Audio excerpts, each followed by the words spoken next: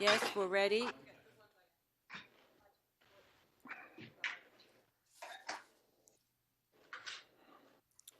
Okay, welcome back.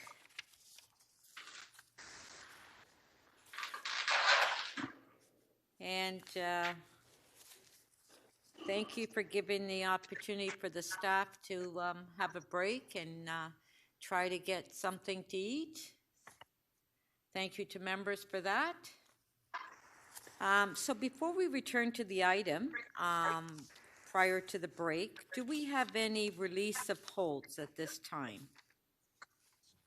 I have it's Councillor Matlow, Josh Matlow Francis.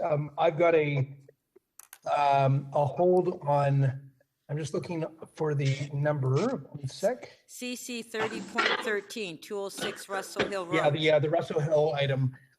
So I consulted with, I consulted with the solicitor, and there is no problem if I want to defer this for one cycle. In other words, it's okay to do that.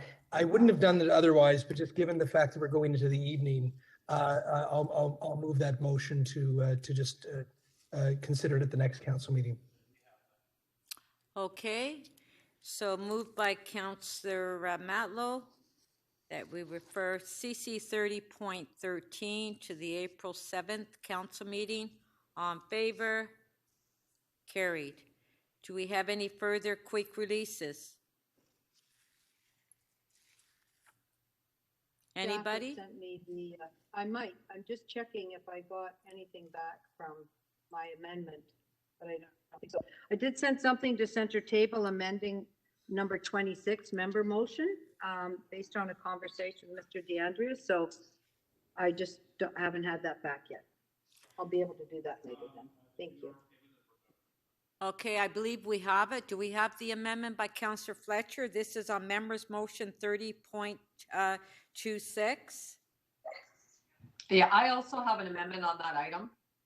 Okay, and does the staff on Broadview? On Broadview, Jay? Councillor Robinson, we're at the Broadview. You have an amendment on that one because we don't have it. East York. Not the same one. No, that's we're not the same 21. one. This is 26. This is members motion 30.26. Protecting residents and businesses during the Broadview water main at TTC construction by Councillor Fletcher. Correct. So we do have the amendment by Councillor Fletcher, if we can put it on the screen. It's there on the screen, members. Thank you, Speaker. Is there everyone okay with that? So on the amendment, on favor, show of hands, carried. Item as amended, on favor, carried. Thank you. Thank you. Are there any further releases? Councillor Robinson, did you say you had a release? Oh, I don't have a release, but I do have a long-standing commitment at 7 p.m. It's actually a TTC employee event, and it's from 7 p.m. and I'll be speaking at that time and be back to council at 7:15. But I would like to vote on the item before us. I'm sorry, you'd like to hold the the one one that's before us. I would like to be able to vote on that. And I have a commitment from 7 to 7:15 with the TTC. Okay, but you said you had an amendment on an item. Which item was that? That item is been submitted to the clerks, and it's, I think maybe Councillor Fletcher is also working on an amendment, but it's the East York amendment regarding Google geography. I'm not, I have a full motion. It's not an amendment, but if you pre-circulated, it would be helpful since it's my amendment. And I know you're going to put something in about Leaside. I'm sure you are. Yes, so the clerks have had it for hours, so I think it's been accessible, but I don't know. I'll check. Thanks, Councillor. I think you have to agree. Okay. Do you want it advanced circulation on that one, Councillor Robinson? Yes, sure, absolutely. All right. Do we have any further releases? No? All right. Okay, so let's go back to the speakers list on the item, which is DM 30.7. Councillor Fletcher to speak. Thank you, Speaker. I don't want to waste too much time, but I always like to put this in context. So at my mother-in-law's funeral in 2009, in the eulogy, it was said that she traveled every day to her job at CAMH on transit from Eglinton and Kingston Road. Now, that was a long commute that she had every day where she worked as an RPN, and home every day. So that transit in Scarborough was very much overdue. Let's not forget in 1995 that the then NDP government brought in 4 transit lines to be built in Ontario and built in the city of Toronto, one of them being the Scarborough subway. Shortly thereafter, when that government fell and was replaced by Mike Harris's Tories, they canceled all 4 lines. The Eglinton line was filled in, and eventually that little wee Shepherd Stubway was built that we subsidize every ride for every rider, and we've subsidized it for decades now since it was completed. Then in 2009-10, then Mayor Miller brought in Transit City, and the TTC brought in Transit City. And that was 4 lines, and Scarborough Subway was replaced by the LRT. At that time, and I don't want people to be mad at me, but I think we need to be historically accurate. At that time, there was no Scarborough councillors that moved any motions that said no LRT. So that went forward until we had a new mayor in 2010, who said, I'm canceling the LRT, I'm canceling everything. We're going to build a subway in Scarborough, but that was still on the books for the LRT. I think this is a long, sad saga of canceling, resurrecting, canceling, resurrecting. In March 2013, I believe it was 2013 March, I'm pretty sure it was 8 years ago this year, there was a motion that said, go back to the Scarborough subway. And when Councillor Matlow said, people thought about that and realized at that time it would be, I don't know, 7 years of hundreds of thousands of people on buses because the SRT would have to be closed in order to replace it with the LRT. And from that minute on, that's 8 years ago, this has been a football of 1 stop, 3 stops. I don't know how many more stops there are going to be, batted back and forth between governments. And we knew then that there'd be bus issues. Here we are today looking at bus issues 8 years later. I am not trying to be critical, but I'm going to say, who is driving this bus for the subway? Who is driving this bus for Scarborough Transit? Where is the due diligence every month to see an update? What's going to happen? Are we ready? What's happening? Where's the subway? What's happening with the SRT? It appears to me that hasn't been happening. And I don't think that's all on the TTC or all on Metrolinx. I think that has to rest as well with politicians. And so I hate being put in this position all the time. I hate it. I can't stand having to vote all the time. Do you support the subway? Do you support the LRT? Now there's all these buses for how many years? 7 years, 10 years, however long. People in Scarborough say, we're being treated poorly because we don't have transit. Transit was there in 95, it was canceled. Transit there was 2009, it got changed in 2013, it got changed again in 2018. It got changed again with the latest government. And meanwhile, now they're moving to buses instead of an SRT. It's a dog's breakfast. It's terrible that this is happening in this quarter of our city. And I don't know if we have to have all of us monthly meetings to track the progress constantly, so people are not left behind and put into these situations. And then we vote, let's have a subway on Shepherd. I can't even get a subway from Kennedy Station. 10 seconds. There's something wrong with how we're going about this, no matter what you want, an LRT or a subway, which is what's going to happen. There's something wrong with how we're doing this currently as a council. Thank you. Councillor Carroll to speak.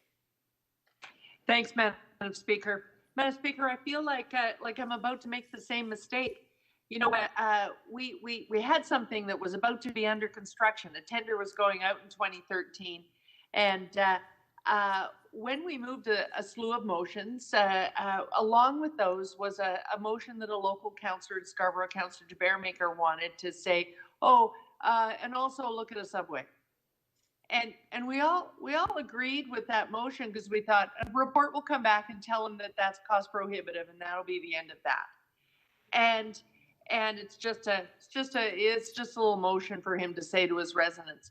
But then some dangerous correspondence between Metrolinx and our mayor took place, and the next thing we knew, we were putting the tools down on a project that was funded and ready to go and ready to tender in 1 month's time, and telling the residents at that time, we'll make this change if you want, because now people seem to want to make this change. But if we do, the SRT is going to fall off the track at some point. That's going to happen. But we voted for it because we just wanted to support the councillor, the local councillor in Scarborough, who just wanted to get that information and tell his residents something. And now here we are.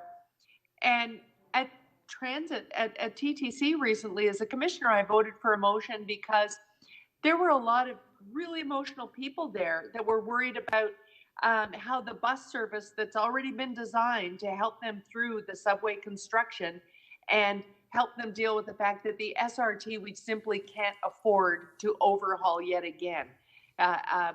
Staff don't even think it's possible. Even if they did, it would be prohibitively expensive. And so they said, what about putting a bus through that route? What if there would be the ultimate express bus through there? And I imagined a ground level Curitiba thing. But now we're talking about electric buses running on cement stanchions that are actually kind of crumbly and would need to be rebuilt and hard costs. I want to support this motion. Councillor Ainsley gave a really good speech in my view, and I'd like to support yet another motion. But what I heard from Mr. Toigo really gives me pause. That the Bill 107 prohibits us looking at any of this because we can't do any of this anyway. All of the higher order options in this motion, or even the one at TTC, are apparently prohibited. And what that shows me is that the most important motion was actually moved last council. I think it was our deputy mayor who moved it, which was, could someone please tell me what the link is between the transportation planning going on over there in the city planner's office, the transit expansion office, and whatever it is they do over the TTC. Could someone tell me where they converge and what makes them separate, and what is the reason they all have to exist? Because it seems as if we were really working together, the fact that we're prohibited from looking at any of this stuff under Bill 107 would have declared this motion out of order weeks ago. So we have got to start to pull together all of our staff minds that are supposed to be telling us what are truly options for us and what are truly not at this point.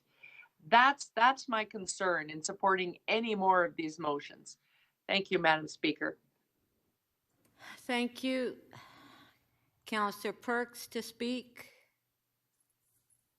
You know, an honest and transparent administration would take this moment to admit a mistake.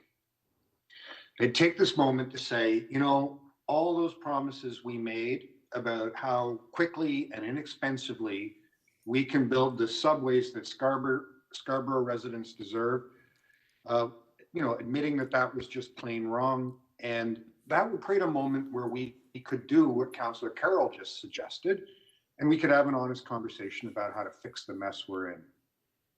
I don't hold out much hope that that's what's going to happen. I've spent too much of my life listening to people promise moonbeams and fairy dust in Scarborough.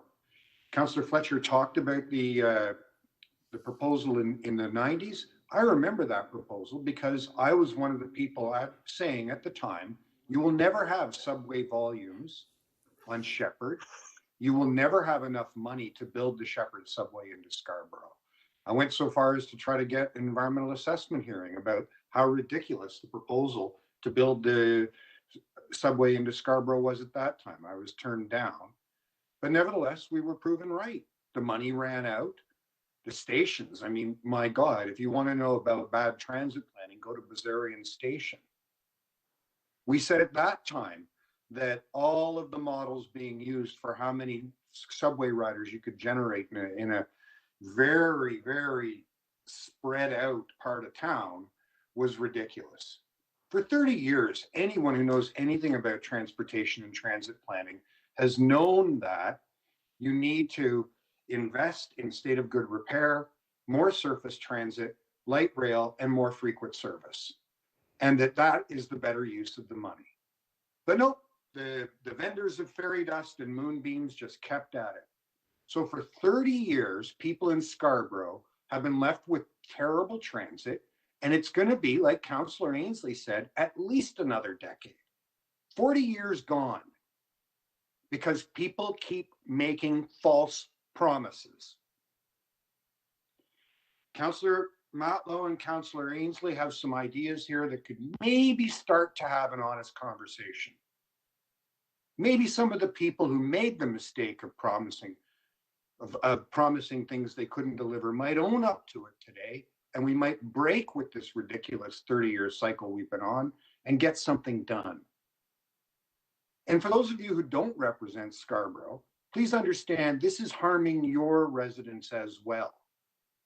Instead of actually putting money into improving the transit system, the province is absolutely happy to sign a piece of paper saying someday we'll spend billions. Not today, but someday, knowing full well that someday will never come. It's the way they get off the hook. And the impact on the city, therefore, is if you're on an overcrowded bus, it's because the city of Toronto has been asking for the wrong thing. If you're on the subway and there's an emergency called and the subway isn't running that day, as was happening all the time before the pandemic, that's because instead of really spending money where it would help, we've been chasing rainbows. If you're sitting in your car and the streets are too congested, that's because we don't offer enough transit service, but instead get paper promises that someday magically some beans will spread a subway somewhere in Scarborough. It's time to stop. And it's time for the advocates for these fantasy transit systems to own up to it. The decade of people riding buses in Scarborough is your fault. You brought this on. Own it. Be transparent. Be accountable. Fight for a city where we actually have a decent transit system. This is your moment. Support what Councillor Ainsley and Councillor Matlow put in front of you. Do something good for the city for a change.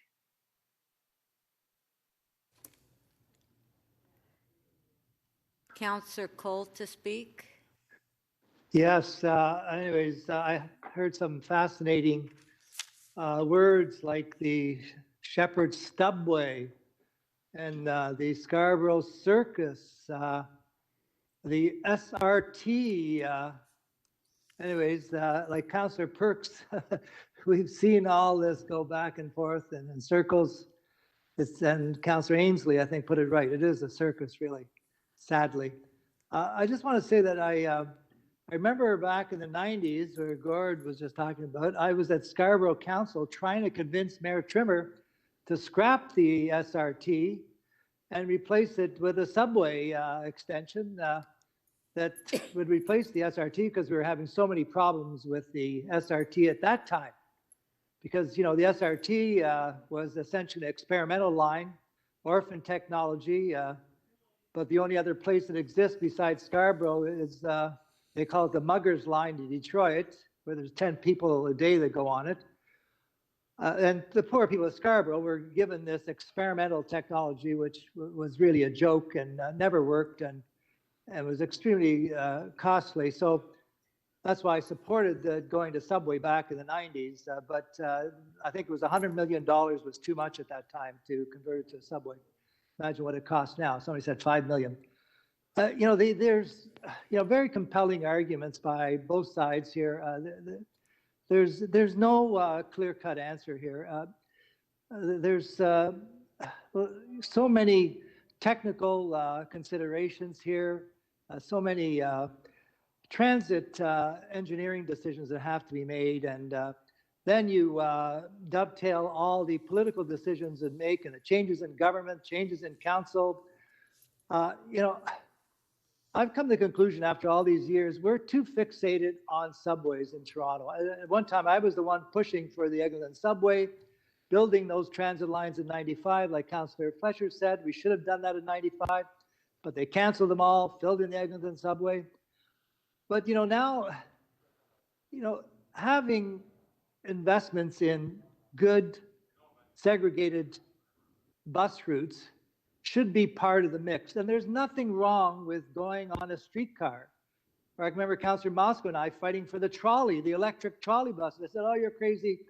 The electric system is no good. Replace it with, natural gas. That was the trend of the day. Natural gas buses, which started exploding everywhere. We had an explosion at Wilson Yard and everywhere. So there's always been something. But I think we've got to basically not totally rely on subways. They are extremely expensive, 10 times more expensive than putting in streetcar lines or LRTs, 20 times more than buses. Yet we're going to spend all this money burying the Eglinton line, going into Etobicoke, another $2 billion here. This is a very difficult decision to make for councillors, I'm sure, for the TTC, for Metrolinx, the province. I just think that we've gone to the point where we can't keep debating this, because right now we're faced with an incredible situation right now with the pandemic, and we've got a 50% drop off in transit users. That's what we should be dealing with. And we should also be dealing with the fact that the Eglinton Crosstown has been under construction for almost 10 years now, and years more to come. There's no end in sight to that mess on Eglinton. And we all had great hopes for this great line in Eglinton. Now, the whole street has lost 150 stores, for instance. 10 years of construction because of that subway that they can't get right. And then on top of the Eglinton, then the relief line. We should be spending time, money, effort getting the relief line. We don't even know what technology they're going to use on the relief line. They're going to use probably another orphan technology there. And there's no talk of when that's going to ever be built. So it is a continual three-ring circus that has no end in sight. And I don't have the answer on how to stop the three-ring circus, but all I know is right now, I can't support this motion as much as I agree with a lot of the premises here and arguments. We've just got to get back to this crisis we're in Toronto. 10 That seconds. is the pandemic ridership drop-off. It is unheralded, never had this bad. And we've got to build that relief line, and we've got to finish the Eglinton Crosstown in my lifetime, I'm hoping. Thank you, Councillor Cole. Councillor Holliday to speak. Thanks, Speaker. Today, I heard the SRT is probably going to take its last run sometime soon. Check. Number two, I heard the TTC is busy planning the bus service that's going to replace that until the day that the subway doors open. Check. And that process is going to go through a public consultation. It's going to go to the TTC board. Any councillor that's interested in that can go and depute. They can read the reports. But then what I've got here is a motion that is now to micromanage all of that process and bring it through a duplicate report, not the TTC's report, a second report, and bring that to the executive committee to be debated again. They asked the city manager to do this, and I'll put this to council. I mean, I think the city manager has got better things to do than write a duplicate report. I think the transit office has better things to do, like dealing with another government, dealing with things that run through my ward, like the Eglinton West LRT.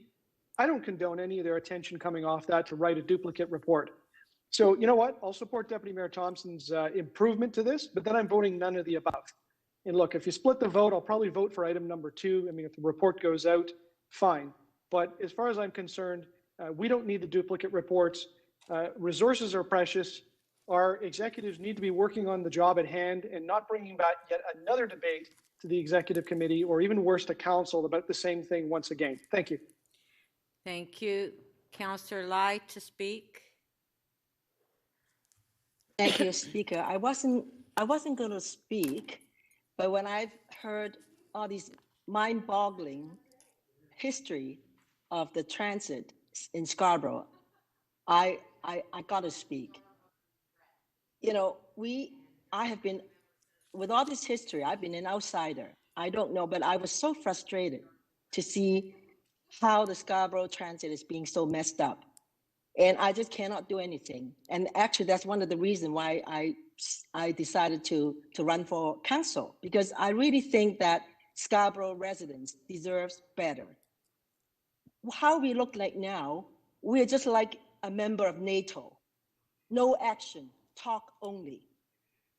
So I think I agree with Councillor Holiday that we should, well, my first reaction to this motion was that it's redundant, because there's a lot of work that TTC has been doing, and we shouldn't be doing overlapping what they wanted to do, and just let them to do a robust consultation.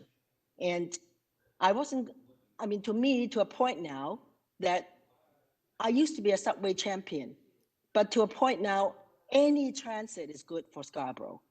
I can settle for any transit. And with the SRT, I really wanted to work hard in shortening that 7 years wait. You know, if we can do something to have some new technology to use that corridor and that right away to get something going before we're waiting for another 7 years of the gap, I would be supporting that. And also, in hindsight, some colleagues here are saying about what, you know, Councillor Cole was saying about, he was in support of the subway when the SRT was built so many years ago. And in hindsight, if we would have built the subway, we wouldn't be in a situation that we have now, because it's such a short term. We don't have, you know, I wish there are more people that have more vision in those days to build something that is permanent, rather than having to build something that is temporary, and to make sure that it's going to last for a lifetime. So basically, I just don't know what to say, but my passion is for the residents of Scarborough. We need any kind of transit to be built. And I would be supporting Councillor Thompson's motion, because at first, I think, you know, it will be not a good idea if we cannot have a control of the building of the subway because of Bill 107.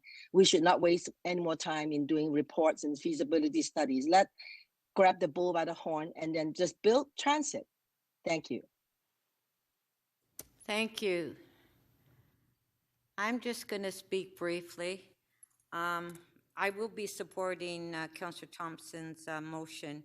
And what's frustrating is that we keep debating the same motion every year. For years, we're debating transit. And as long as we keep debating it, nothing's going to be built. And Councillor Cole, if you remember in 1994, when the subway was canceled on Eglinton Avenue and I was the mayor, and you and I were protesting on the Allen Expressway, trying to stop the construction. Do you remember that? And I'm sure you do. And that was canceled. As long as the politicians debate and make these motions, members' motions, political motions, nothing is going to be built ever in the city.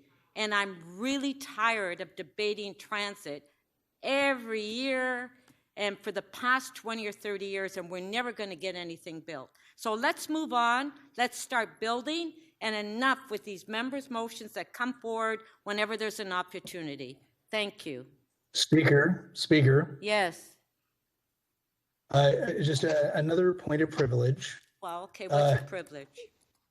None of these members' motions have delayed building transit at all.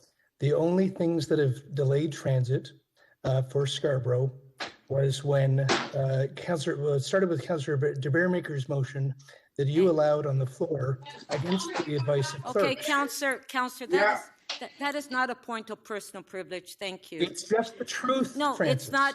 You know, it's time that you started telling the truth as well.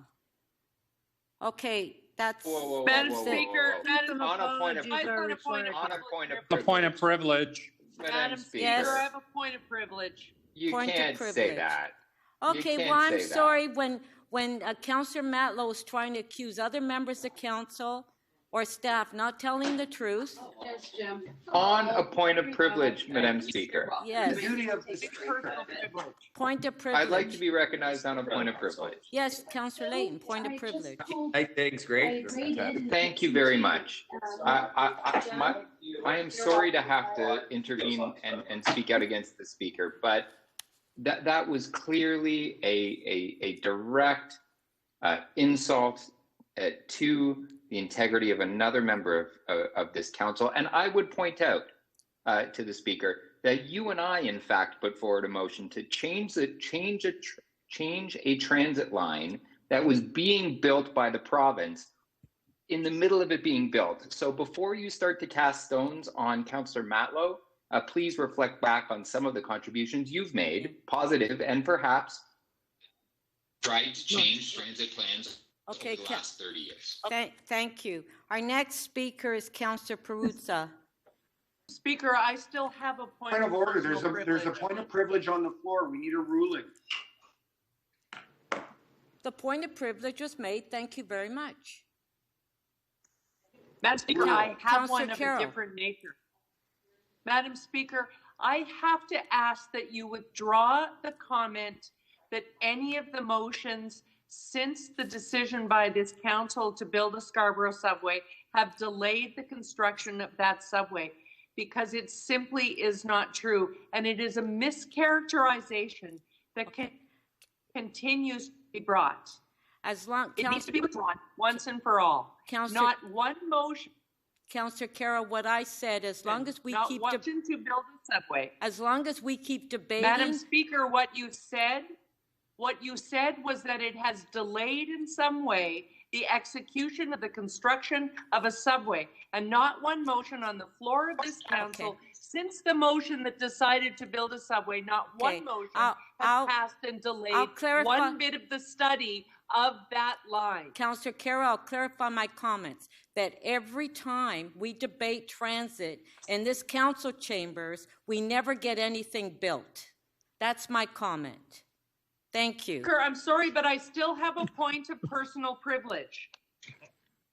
Madam Speaker, I need to ask that I'll that retract- comment be withdrawn. Madam Councillor Carroll, Speaker, I haven't finished my point. If you will let me finish my point, I will be happy to hear your ruling after I've made it. Madam Speaker, that is a mischaracterization of the last 12 years, because the number of years that it would take from the day we chose to build a subway to now is exactly what we were warned. And every motion since then has failed in the study, and the execution of that subway has proceeded apace. Not one action in this council since then has delayed the progress of that subway. So I need you to remove that remark. Councillor Carroll, I will retract those comments. Thank you. Councillor Perruzza to speak. Thank you. Thank you so much, Speaker. Speaker, I'm not going to speak very long on this, but I just want to contribute an observation or two. I think we're in a sad moment for transit and transit construction and transit expansion in the city of Toronto, and I'll explain why. It took 30 years from the time that the first announcement was made to extend the Spadina subway from where it was in 1988 when it was first announced, at Wilson Avenue to York University, and then a few stops north of York University. 30 years. And I don't know how many governments in between and how many different city councils. The Finch LRT, it's rare indeed, that we are able to actually get a big project, because we always think in terms of big projects, a big project off the ground. The Finch West LRT was announced. It was first announced it was going to run from Yonge Street to Humber College and to the airport. It was part of an $8.7 billion provincial program. It was first announced in 2008.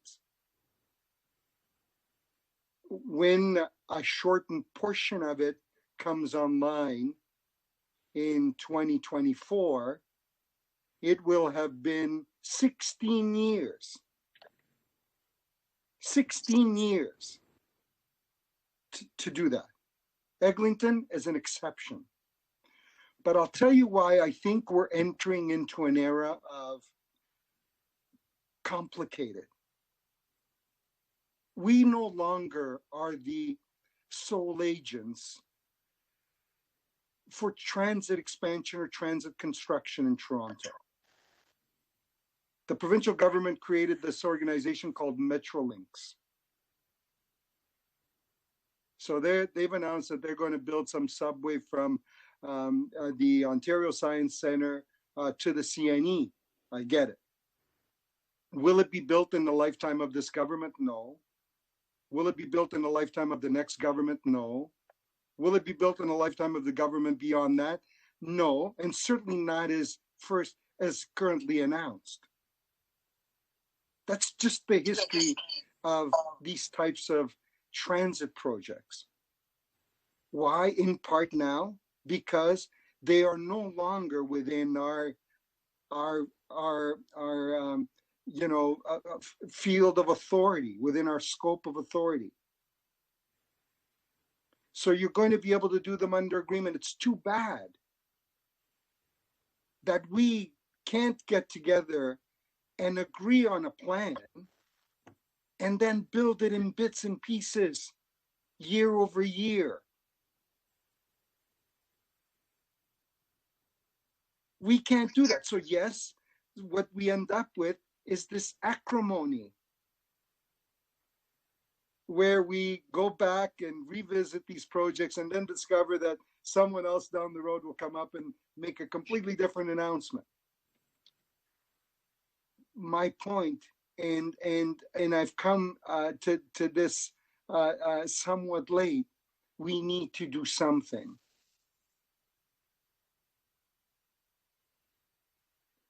Rivers, for some reason, end up, finding their own path.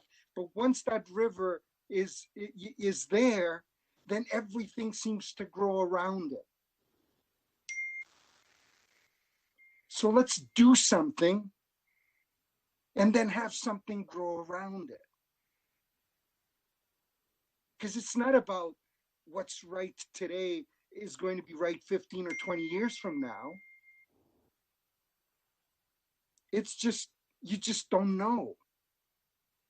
And then there's so many different players and so many different agendas come into that, to play into that mix. 5 seconds, Councillor Perruzza. I apologize. I didn't expect to go this long. My view is, let's just do something. Thank you. Thank you. And move on. All right. Okay, so that's it for the speakers. The last speaker would be Mayor Tory.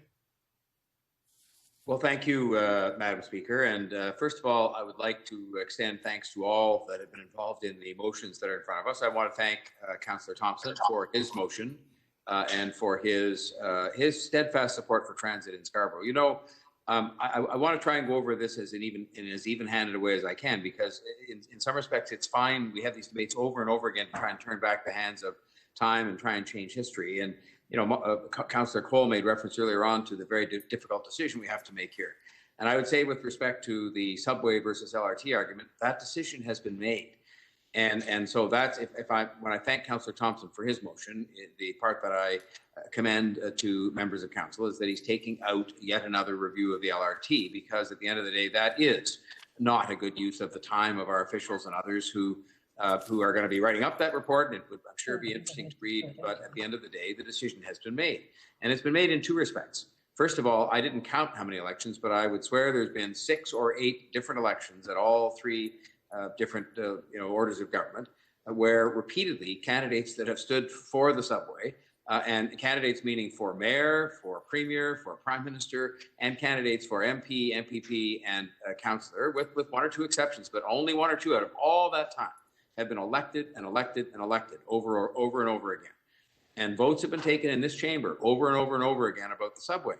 And the vote each time has been carried in recent times, at least in the last number of years, even before I was here, on the part of the subway. And then the second respect in which the decision has been made is that the province took this project over some time ago and took over the financial responsibility for it, by the way, thus allowing us to free up money for the Eglinton East LRT, which I'm determined to see us build. And I think that will be a huge positive step forward for Scarborough, and it will be supported, I'm confident, by the federal government at least. But nonetheless, the province took that over and freed us up to have some of the money needed to build that Scarborough-Eglinton East LRT. And so to me, to be going back at this again is actually more about politics and optics and things than it is about really a choice that's put in front of us. Because why would you do a technical assessment of any kind of a transit project if there was actually a 0% chance that it was going to get built? The province made that decision. They made the decision to change the Scarborough subway, which will delay it, admittedly. And that does put us in a position that is awkward. And this is where I want to thank Councillors Matlow and Ainsley and Thompson and the TTC commissioners for putting in front of us what I think are very sensible proposals to have reports written. And hopefully it does say that the city manager can collaborate with the CEO of the TTC, so they're not in fact writing 2 reports, but hopefully writing one together that can be submitted both places. But the bottom line is, those are 2 very sensible things we should be exploring in order to take a difficult situation. And again, the difficult situation is arising out of the fact that, I think somebody said a moment ago, the Scarborough SRT was going to fall off the elevated pathway. Well, God forbid, but the fact is the thing has been heading towards obsolescence for some time. And I will only say, I remember the day I came forward and said, I guess in advance of when the TTC was going to say it, that it was going to be shut down, and everybody drew in their breath and gasped and so on. I was just telling the truth. I mean, it makes absolutely no sense. If common sense says you're not going to spend hundreds of millions of dollars trying one more time to patch this thing together that doesn't work, part of the time, even when we've been patching it together. So unfortunately, the timing of the subway, which is now out later because it's going to be extended, means a longer time when some other transit option has to be made available to people while the subway is being built. Because the subway is being built, make no mistake, they're sinking the construction shaft to begin the boring of the tunnels this summer. This is not something that is, years off, as people have been saying. They're actually going to start to build it. And that is an inopportune time, shall I say, trying to be more consensual than some of the discussion that's gone before me today. It's an inopportune time to be saying, well, let's have one more, revisitation of whether or not we're going to build a subway. The province of Ontario is going to build a subway. They have decided that. It's been decided here many times. It's been decided in elections, federally and provincial, many times. All the governments are in the sense that, the province is paying for really all of it now. So I just want us to get on with making the analysis of what we can best do for Scarborough Transit users in the interim period, whether it is using the elevated right-of-way or whether it is using the demolished on-the-ground right-of-way or some other option, so that we can serve them as best we can during the period when the subway is under construction.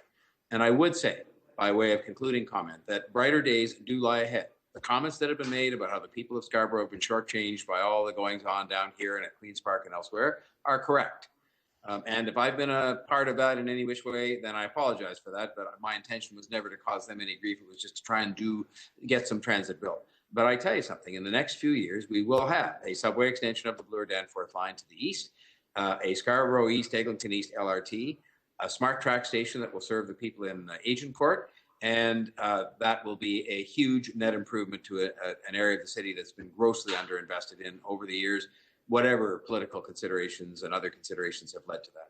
So I urge people to support Councillor Thompson's motion and to support the rest of, which is, I think, by definition, the rest of Councillor Ainsley and Councillor Matlow's motions, because I think those things will move us forward, those examinations, which the TTC, I think, is underway with. Thank you, Speaker. Thank you.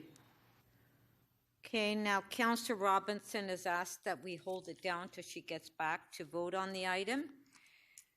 So we will now go back to item DM 30.3. Deputy Mayor Minnan-Wong held it down. We're waiting for staff, and I believe that we do have staff that are here that will be able to answer any questions. So we'll give a moment for the staff to connect. Is the staff connected?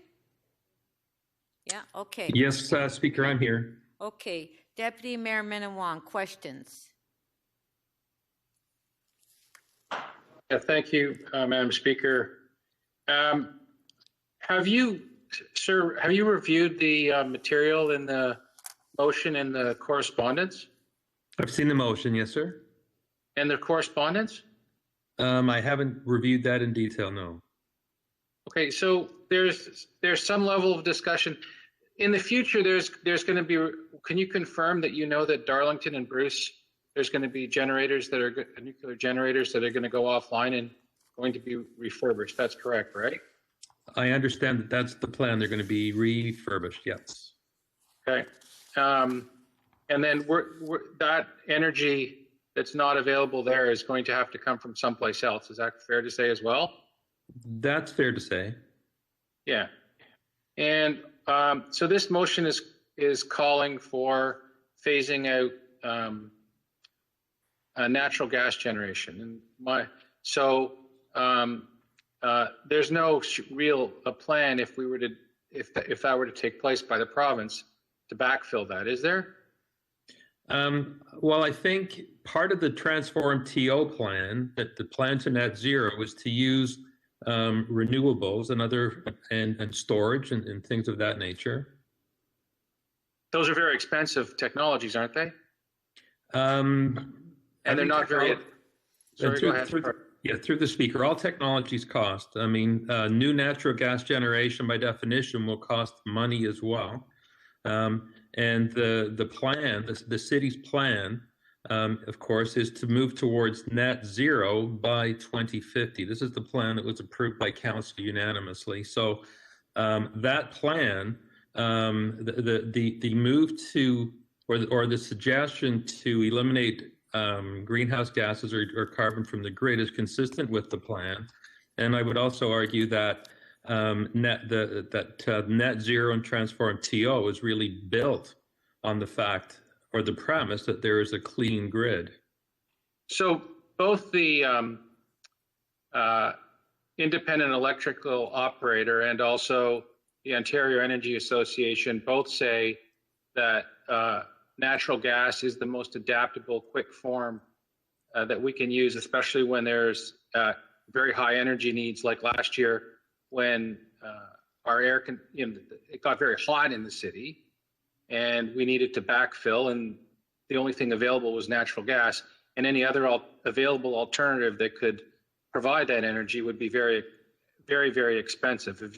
Can you confirm that? I don't think I confirm the premise of very, very expensive. We have alternatives to electrical cooling in the downtown core, for example. There are 60 or 70 buildings that are heated, or that are cooled rather, by water from the lake. So there are alternatives. So last year when there was a huge energy surge during the summer, was there enough energy from the alternatives that you're suggesting to replace or to fill in that extra energy need? The full capacity of the district cooling plant was fully utilized, yes. But also a lot of natural gas was used too. If we had turned off all that natural gas, would there have been enough from the source that you're suggesting? Councillor, I haven't done the math on that, but I think we would argue that most of that power would have been the premise is that, yes, we're working towards being fully sufficient in renewable, clean energy to fulfill all the needs of the people that live, work, and play within the city. But we're not there yet, are we? It's a plan that goes to 2050. I see. All right. Thank you, Madam Chair. I'm going to speak on this item, please. Thank you. Councillor Ainsley, question? Thank you, Mr. Speaker. Madam Speaker. Mr. Baxter, I'm just trying to understand, I guess, what would be the cost differential between what we use now in terms of gas-fired electrical generation and replacing it with renewables? Do we ballpark that, or? I'd like the opportunity to do the numbers, but one of the issues we always have with natural gas is the fact that not all of the social costs of using gas are included in its price, right? So there are social costs that we incur every year as a result of burning fossil fuels that aren't included in the price of the fuel itself. So when we look at the climate lens as we evolve it, we will fully cost out the full social cost to the citizens of Toronto for all of the options. That's part of what we need to do. Okay. And then one of the other debates one of the readings I've done when it comes to renewables. So you talk about wind energy, in particular, I commonly read that, when the wind's blowing the most and you can use a wind turbine to generate electricity is when we seem to need that electricity the least. And I've also been reading, we don't have a capacity to store that electricity. Thank you. So it's a use and lose proposition. That, 5 years ago, Councillor, I would have agreed with you on that. But in the intervening period, the technology for electricity storage has come a long way. And our colleagues at Toronto Hydro have a 10 megawatt storage facility, I believe, on the university campus near their Cecil transformer station. So I think the idea of renewables, so wind or solar, in conjunction with storage is really the way of the future. In fact, one of our EMS stations in Councillor Bradford's riding has photovoltaics on the roof and 2 Tesla power walls in the garage, and it's feeding power into the building most of the year. So it's largely self-sufficient. They do take some power from Toronto Hydro, but it's largely self-operational. Okay. And what's the cost of running that as opposed to, a standard house? The cost of running it, it's the difference is capital versus operating. Of course, if you're putting PV on the roof and storage in the building, you've got to pay for that. But you get the benefit in that you're not paying the utility bills. You get the benefit on the operational costs. And I think, if I remember my numbers correctly, the payback on that building is under 20 years. And the system has an expected life of around 50 years. So it's a good investment. All right. Okay. All right. Thanks, Mr. Baxter. Thank you, Madam Chair. Thank you. Councillor Holiday, questions? Speaker, I wondered if Mr. Baxter could comment on what the role of natural gas supply is in us ultimately achieving our climate objectives. Councillor, the strategy, as I mentioned, the council adopted strategy is net zero. And of course, that means that we have to be driving towards something at or approaching zero. So is there any role for gas technology between then and now? I mean, I'm sure everybody dreams of a day when we don't use fossil fuels, but surely there's some steps in between. Right. So like I said, this is a 30-year plan. 2050 or before is the target. And as you know, the Transform TO data that we have shows that the big natural gas consumers and the carbon emitters are, first of all, space heating, and secondly, transportation. So it would be our goal to substitute as much clean electricity for fossil fuels over the intervening 30-year period.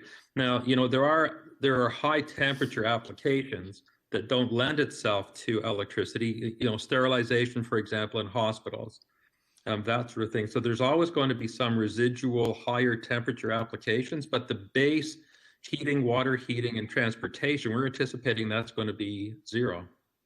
Do you think we could go right to electric space heating now, or do you think there's some fairly significant infrastructure needed to convey that much electrical energy?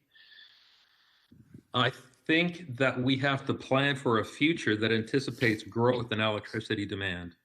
Okay. What if the Trans-Canada pipeline, which I believe that's the one that conveys natural gas across the country, what if we shut that off today? What would happen? Somebody shut the big old, shut off the big old valve. Yeah, shut it off right now. Well, I think a lot of natural gas users today would be disappointed. But that's not the strategy. The strategy is over 30 years. Over 30 years. Do we have any like really practical solutions for batteries? I mean, you've illustrated some great pilots, some test cases, but we're not there, right? Like we'd like to have more batteries, but that is just not in our hands right now. I mean, that's the wave of the future. You know, is there anybody that's got about the subway about a reduction? Have we got an immediate hope for battery technology at the scale that we need to replace fossil fuels? Well, I think we do. There is a storage battery system outside of Adelaide in Australia that's 100 megawatts in size.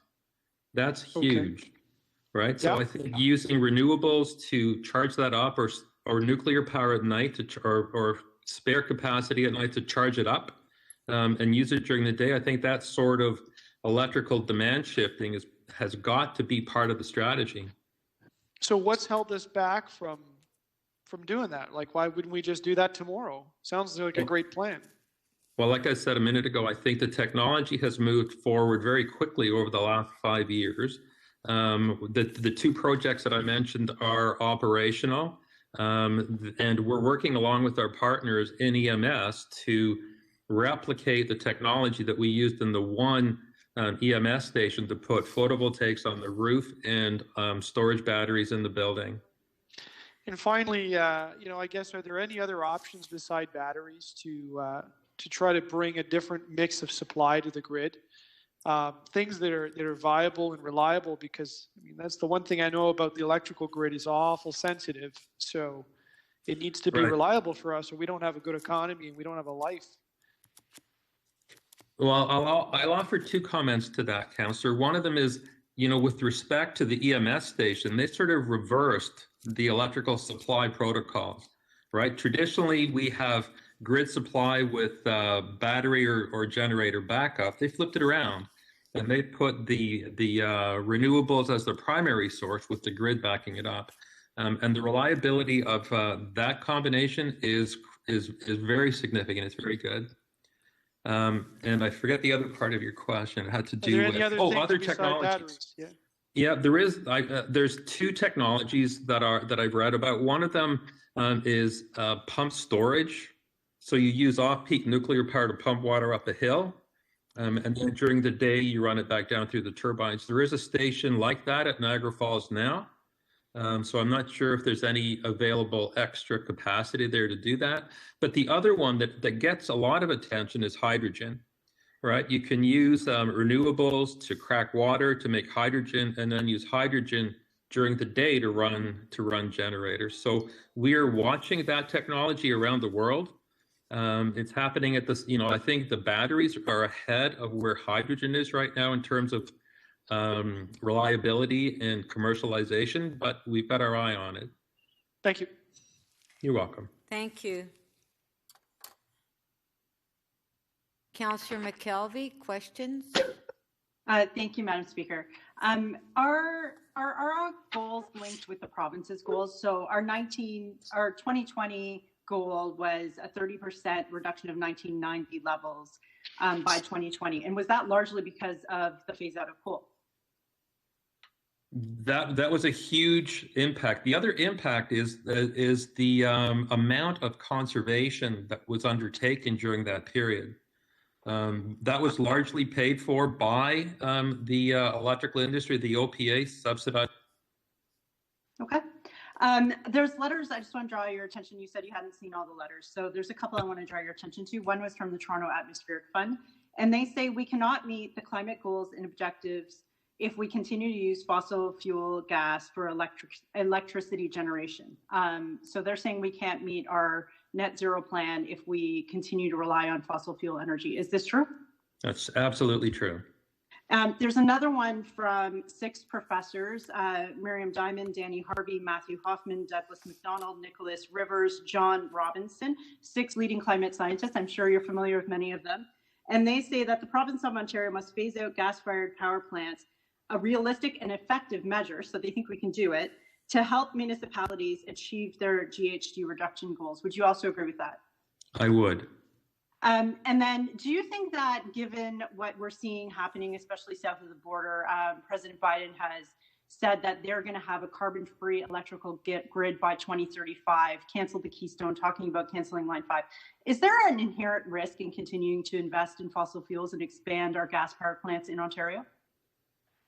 I think there is. I think, we're seeing, we see this when we talk to our international colleagues, that, investors, those who would build and move here they're looking for a green economy where they move to. So, to the extent that we're not as green as other jurisdictions, that will impact us. That's a risk. Right. And I certainly read that, one of the arguments they were saying that we could get around Buy American is by saying that our products are made with clean energy. But anyway, that's an interesting argument people are starting to make. So our motion doesn't give a date for the phase out. It's saying, as soon as possible. So really that would, in your mind, does as soon as possible mean as you have other electrical sources developed? So do the work, develop a plan, and phase out to be ready to meet our net zero plans. Is that how you would interpret this? I would add that if we're going to be fair and look at options equally, we should spend as much time and energy looking at the alternatives as the proposal that's in front of us. Okay. Thank you so much for your time. You're welcome. Thank you. To speak, Deputy Mayor Minnan-Wong. Okay, hold on a second.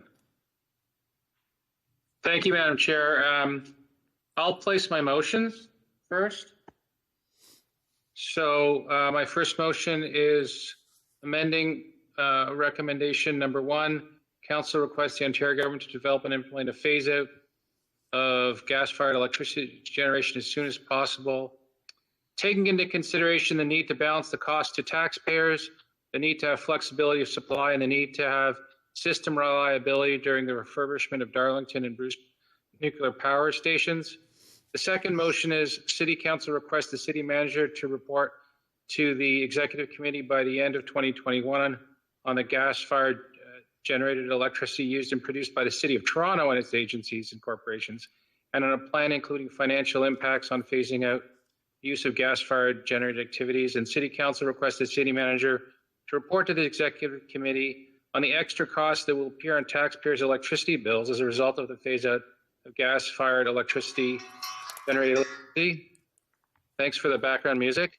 And City requests the City Manager to consult with Toronto Hydro and the Ontario Energy Association on the impacts of phasing out the use of gas-fired generated electricity and report back to City Council through the Executive Committee. Madam Chair, I'm grateful for the staff answering the questions because I thought that was very helpful.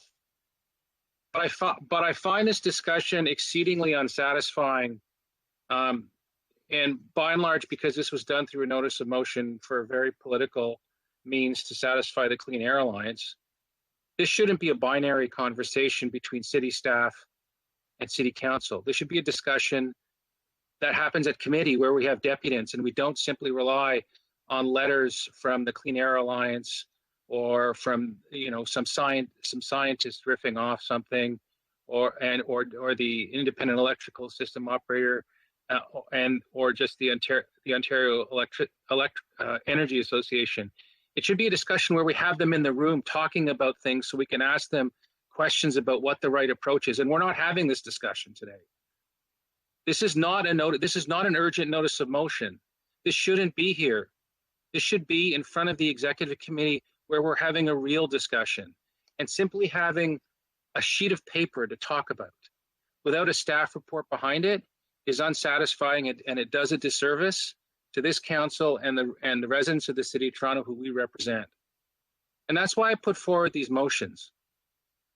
I mean, if we want to have realistic conversations and not just virtue signal through notices of motion, let's have a real discussion at the executive committee and have some reports to really dig into this and not just have a one-page, one-off riff that we're all expected to support because it'll look good in a newsletter. So I hope members of council will support these motions to actually start to have a real discussion with our stakeholders and get some good experts to tell us what the right approach is, as opposed to just kind of making it up with not a lot of material to go along with it.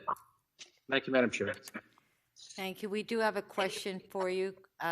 Councillor Perks, 3 minutes clarification of the motion. Thank you. I see that part of your motion suggests having a conversation with Toronto Hydro about some aspects of this. The City of Toronto has had the plan to get to a clean electrical grid in place, I think, 5 years now. As a director of Toronto Hydro's board, have you brought a motion to their board to get a timetable for when we can phase out reliance on natural gas and other fossil fuels? What I can say, Madam Chair, is Toronto Hydro is aware of these motions this notice of motion that was put on the table. They have a certain level of concern about this motion. I'm afraid this isn't sorry. the question. I think I have the floor answering the question. Madam Chair, can I answer the question? Hold on, time out. Hold on, there's a lot of echo going on. I think other members have their mic on because there's a lot of echo. So, okay, Councillor Perks, please. Yes, maybe it would help the Deputy Mayor if I asked the question again. Okay, please. And Councillor Fletcher, thank you very much. You don't have the floor. So Councillor Perks, if you can ask the question to the Deputy Mayor and allow him to answer the question. Thank you. Thank you.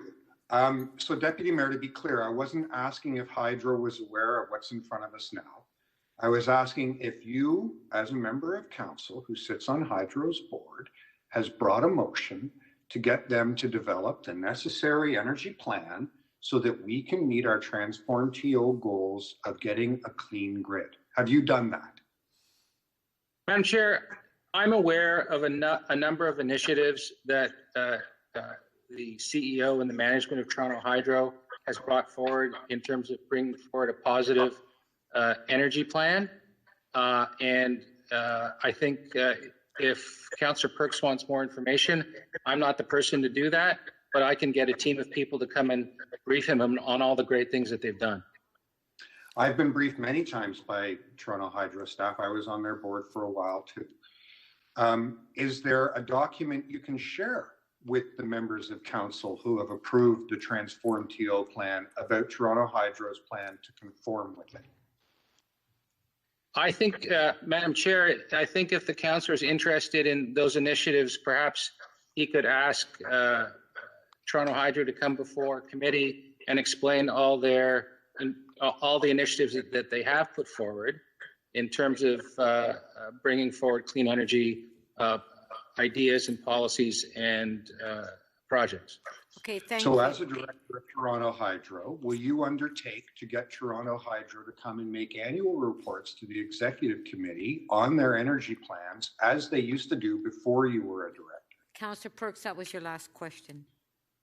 As I say, Madam Chair, if the councillor wishes to move a motion to do that, he is very open to do so if he wants to put his name down to speak.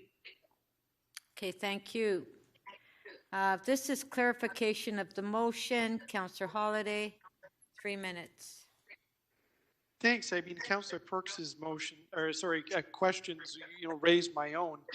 So Councillor Perks asked about Toronto Hydro creating a clean grid, but correct me if I'm wrong, Toronto Hydro is a distribution company. They don't generate electricity, right? No, they don't. They distribute it. So if the province is generating electricity with whatever, nuclear gas, whatever, they simply distribute this stuff. That's correct. And also, Councillor, you would know, because you sit on the board with me, that the CEO and the management are quite committed to reaching and to doing what they can to create a clean grid within the mandate that they have. Right. I mean, we talked about interesting stuff today, like batteries and all kinds of interesting things, but that's not under the law distribution, as the law is written right now. Like hydro is about wires and such. So, what the future holds, I don't know, but, I'm not really sure where Councillor Perks went with the questions, but there's only so much hydro can do as a distribution company. Would you agree? Yes, sir. Okay. Thank you very much. Thank you. Councillor Holiday to speak.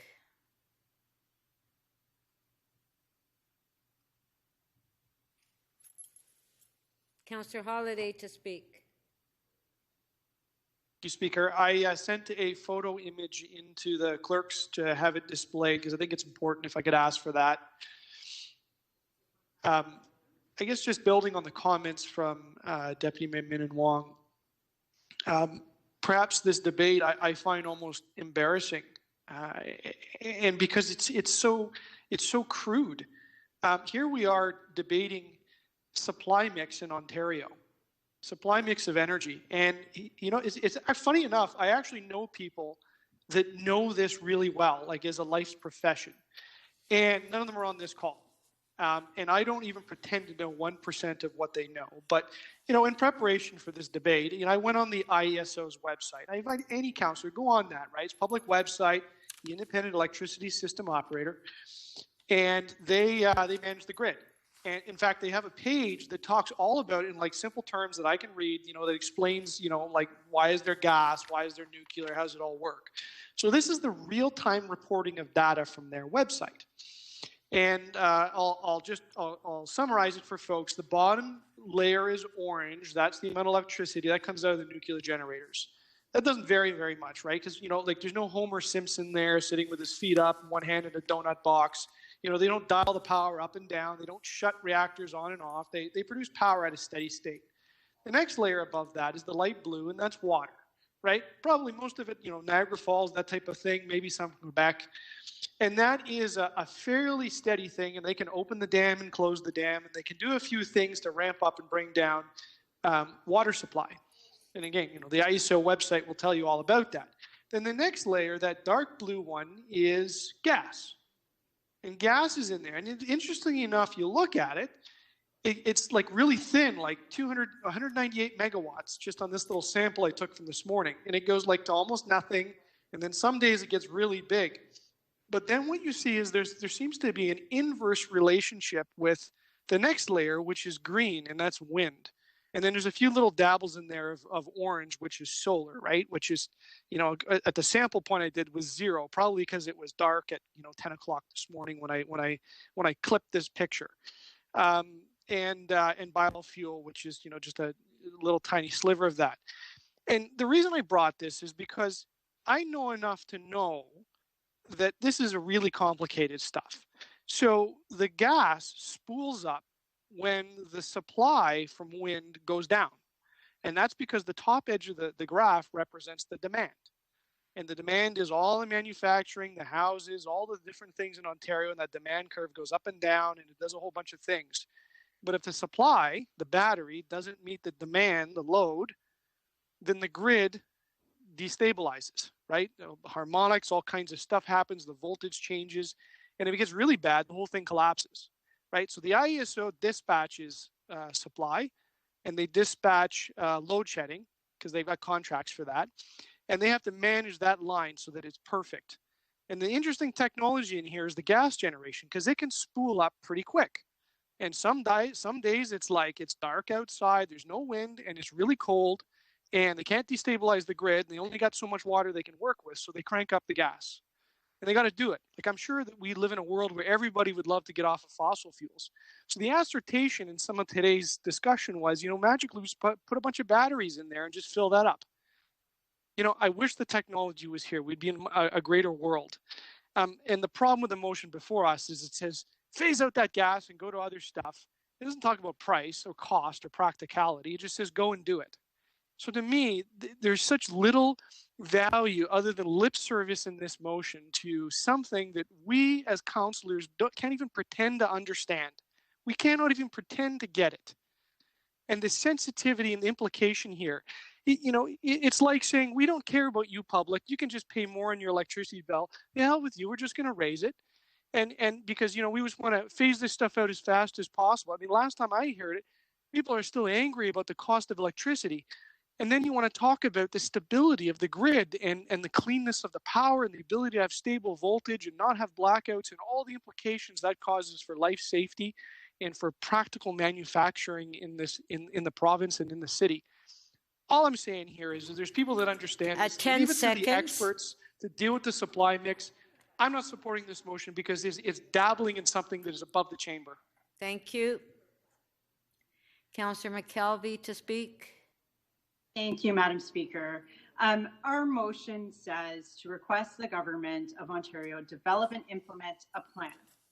Develop and implement a plan to phase out all gas-fired electricity generation. We don't say what the mix should be. We don't say what their pathway forward on that is. We're really just trying to say here, be a little ambitious, recognize what's happening globally, and let's try and keep up and take pace. When we submitted this motion originally, 13 other municipalities in Ontario had passed similar motions. Since we submitted this in January, many things have happened. 6 additional municipalities in Ontario, including Mississauga and Brampton, have passed similar motions. Also, since we submitted this motion, Joe Biden was sworn in as President of the United States and passed an executive order that the United States would be net zero by 2050 and would eliminate carbon-based electricity by 2035. He also canceled the Keystone, and he has plans to cancel Line 5. There is a lot of uncertainty in fossil fuels right now. In addition to that, General Motors and Ford have also said that they are moving towards making only electric vehicles and that is their plan going forward. There is momentum building towards becoming net zero. And that's a goal that this council also adopted. And we cannot get to net zero if we have an energy grid that is not carbon free. Here's why an electrical grid that's carbon free is important. Our city is electrifying. We have 60 electric buses and we're hoping to have more. We're building public transit that uses electricity, those LRTs, those subways. We're going to need a lot of electricity. It needs to be clean. We're adding air conditioning to buildings and we're completing retrofits. And we are trying to make it easier for residents to decarbonize through programs like HELP and Better Homes TO. We've seen that when provincial governments take action, they can have a big response. The 30% reduction of 1990 levels that we achieved by 2020 was largely a result of eliminating the coal-fired electricity plants. The problem with our current plans in Ontario is that we've actually had an increase in our number of fossil fuels from electrical generation since 2017. We've gone up by 68% since 2017. And right now we're projected to increase by over 300% by 2030. It is going in the wrong direction. We need our province to be ambitious so that we can meet our ambitious goals. And by passing this motion today, we'll be getting on board with the phase out of carbon-based electricity like the rest of the world is. Finally, I'd like to say that I will not be supporting the motions of Deputy Mayor Min Wong.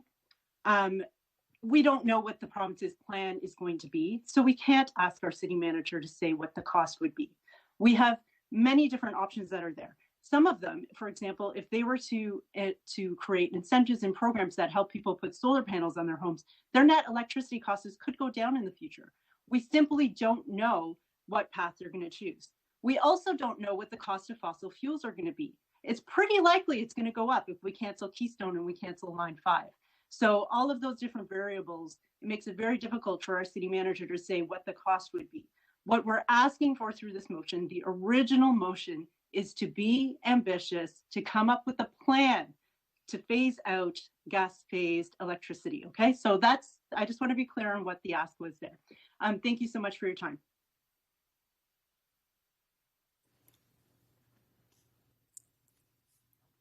Thank you. Thank you. Councillor Layton. Councillor Layton.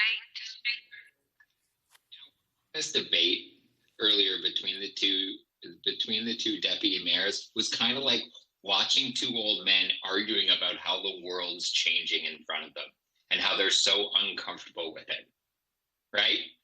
And they're very much living in the past, because this debate is about three things. It's about the past, it's about the present, this moment here, and about the future. So let's go to the past.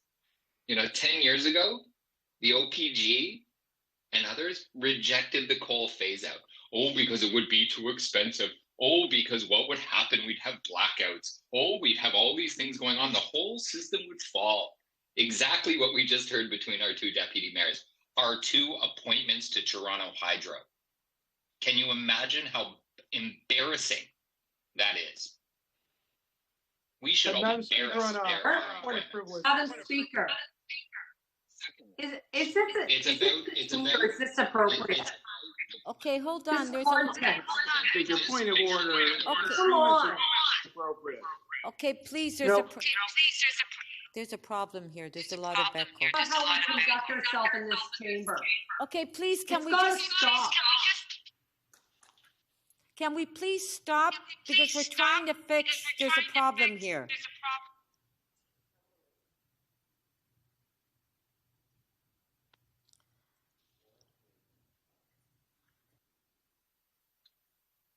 What I'm saying is I don't believe the content is appropriate for this chamber. And I think it needs to stop. Okay, Councillor Robinson. We're trying to fix a problem that we're having. Everything is echo. Are you there? Did you go on it? I don't know what problem she's referring to. You go on it. Oh.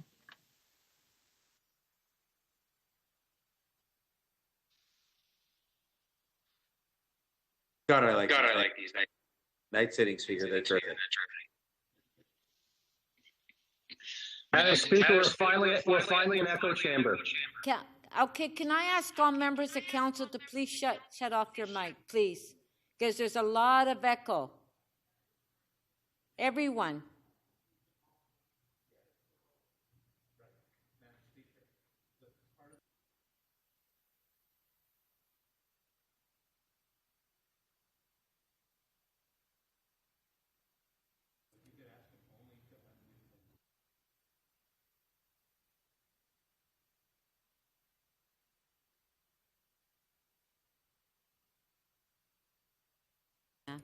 Okay, Councillor Layton, you have your volume very high. Okay, please can you turn it down? And maybe my volume's only at about 50% on this, which is normally quite reasonable, but I'll because there's a lot of echo. See, I don't know what the problem is.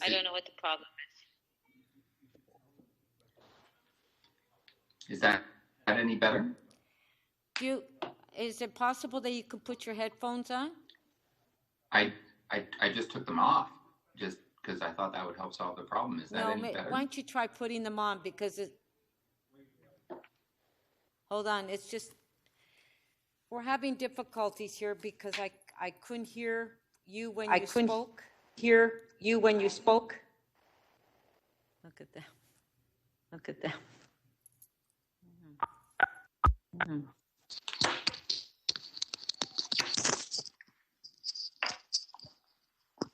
How's mic 3?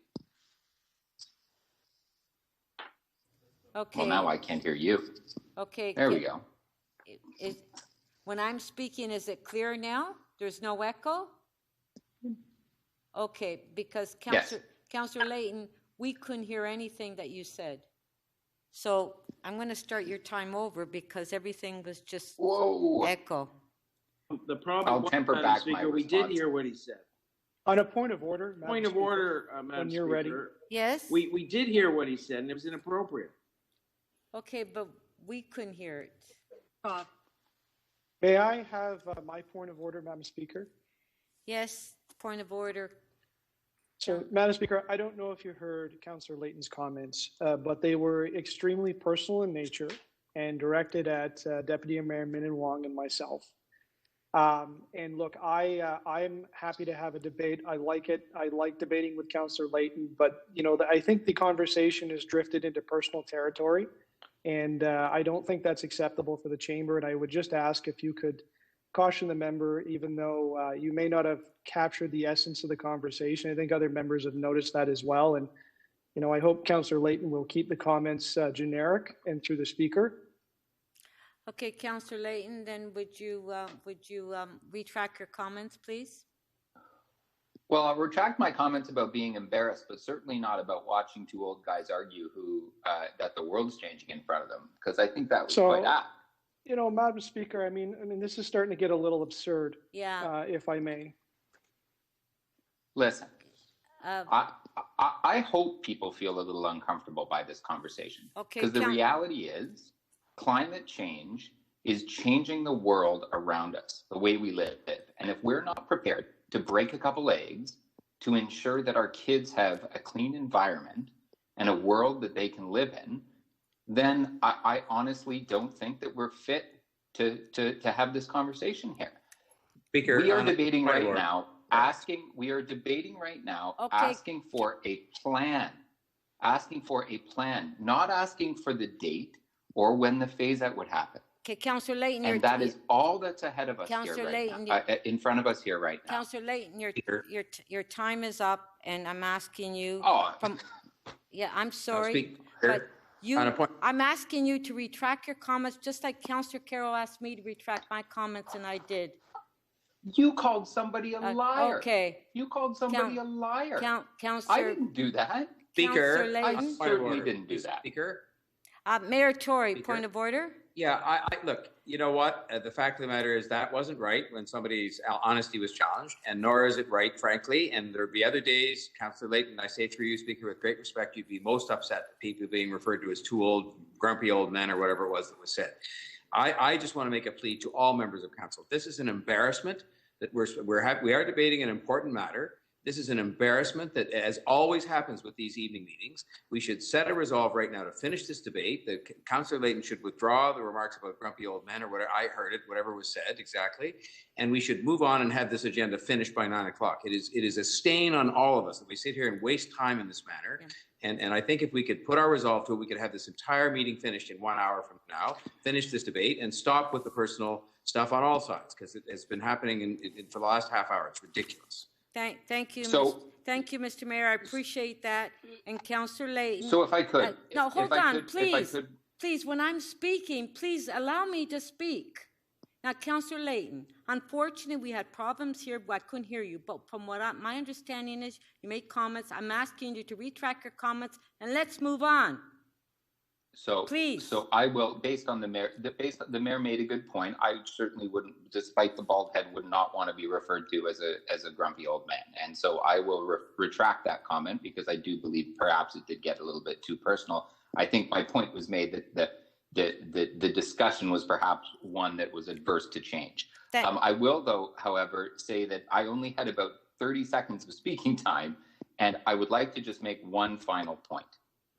And that's that what we're voting on here is asking the province for a plan similar to the coal phase-out. There's no reason why we shouldn't support a motion of this kind. There are a number of ways of achieving this that didn't show up in the Deputy Mayor's snapshot in some evening or early morning energy use that involve the value of energy efficiency, the value of purchasing renewable energy production from other provinces rather than purchasing greenhouse gas heavy energy from other states and provinces. Thank you, Councillor Layton. And so there is great value in that. And Councillor Layton, you went over 6 minutes. Thank you. Enough. Okay, let's vote. We're ready to vote. We have one motion by the Deputy Mayor. An amendment. Recorded, please. Okay, recorded vote.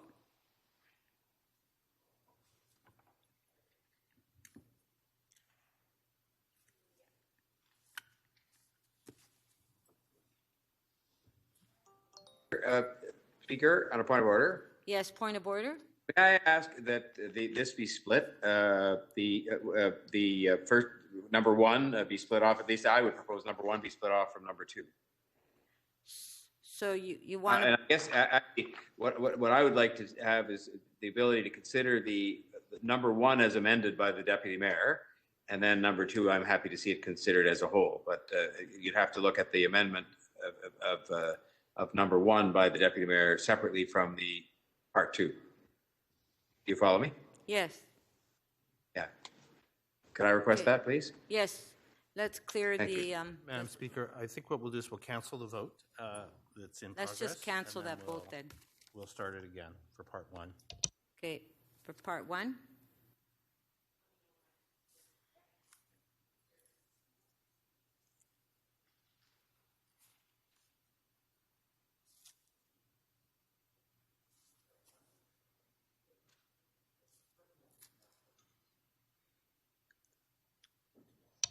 Madam Speaker, the voting panel is now open on part. Okay, recorded vote.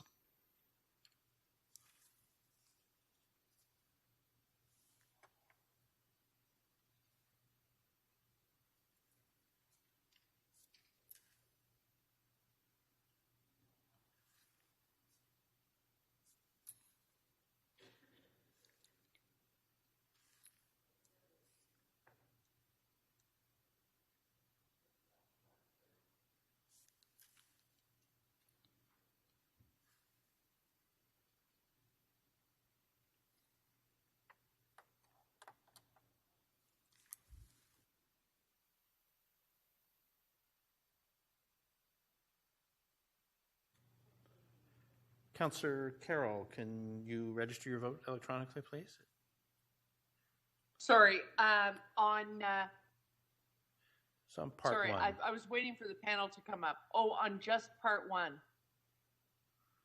Affirmative.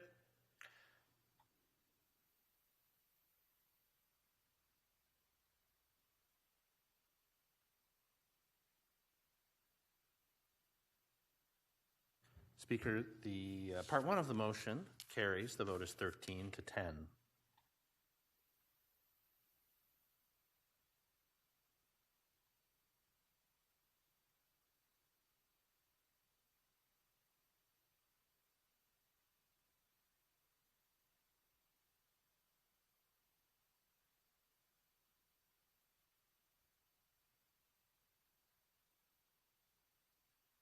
Yes, recorded vote.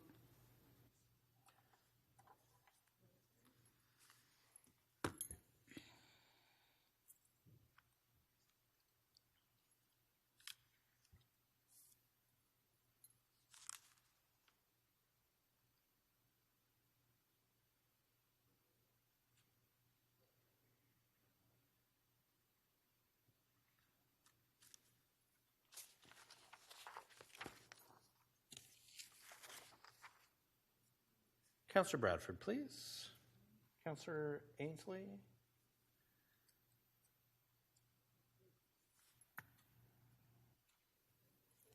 Councillor Perruzza, please.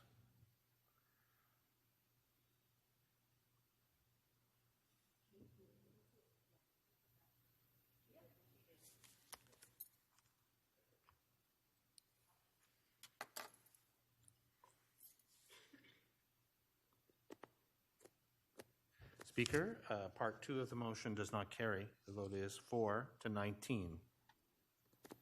Okay. Okay. Item is amended. On favor. Show Recorded, please. Recorded vote.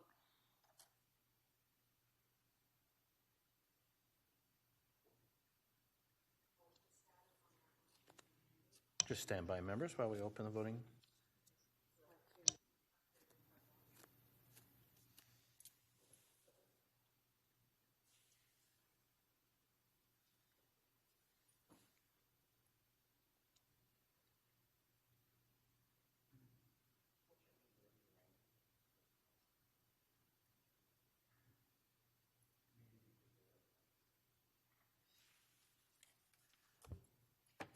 Councillor Matlow, please, and Councillor Bradford.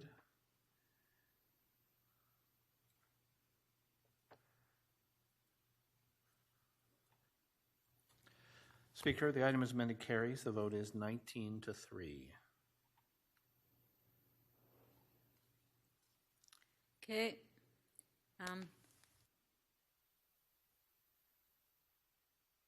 My apologies. I think I misunderstood the vote. Could I please change my vote, Councillor Filion? And it looks like, And my vote wasn't recorded, Speaker. yes, Sorry. I noticed it. I just pointed it out to the clerk that your vote wasn't recorded and you were there. To reopen? Okay, motion to reopen on favor? Carried. Okay, let's vote on it again. That's item as amended, recorded vote.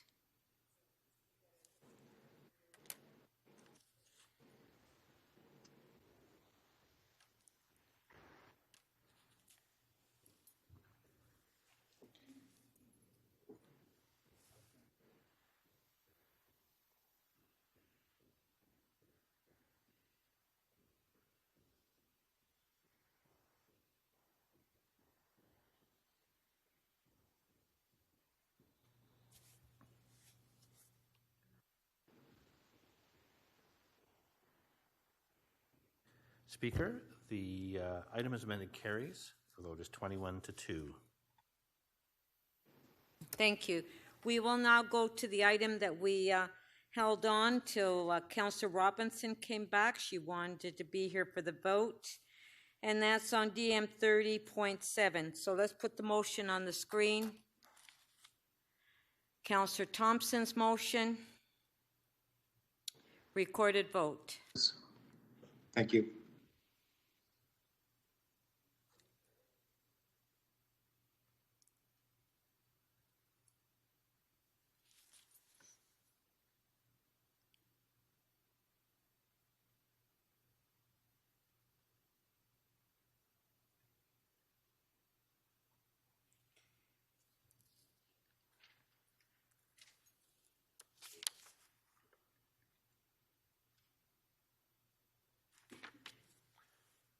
Councillor Bradford, please. Councillor McKelvey.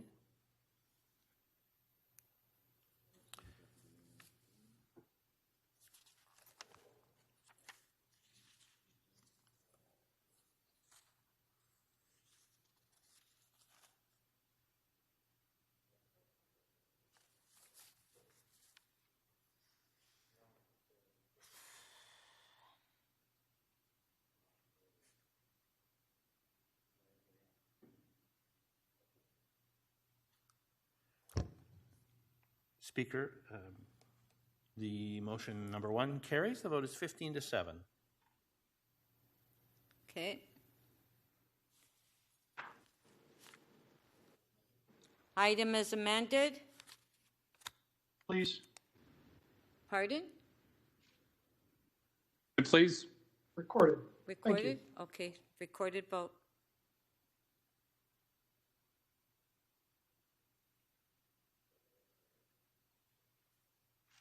Which motion is this? Okay. It's the motion that we were debating an hour ago. DM 30.7, the Scarborough Transit. On my screen, I've got the gas-fired motion up. We just voted on that.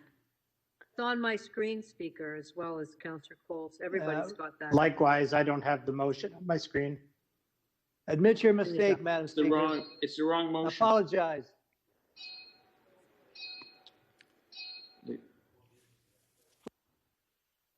Madam Speaker, we're just correcting that. Please stand by.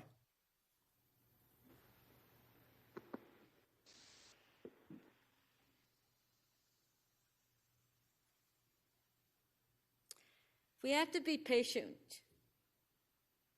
The staff are doing their best here. That goes for you too, my dear.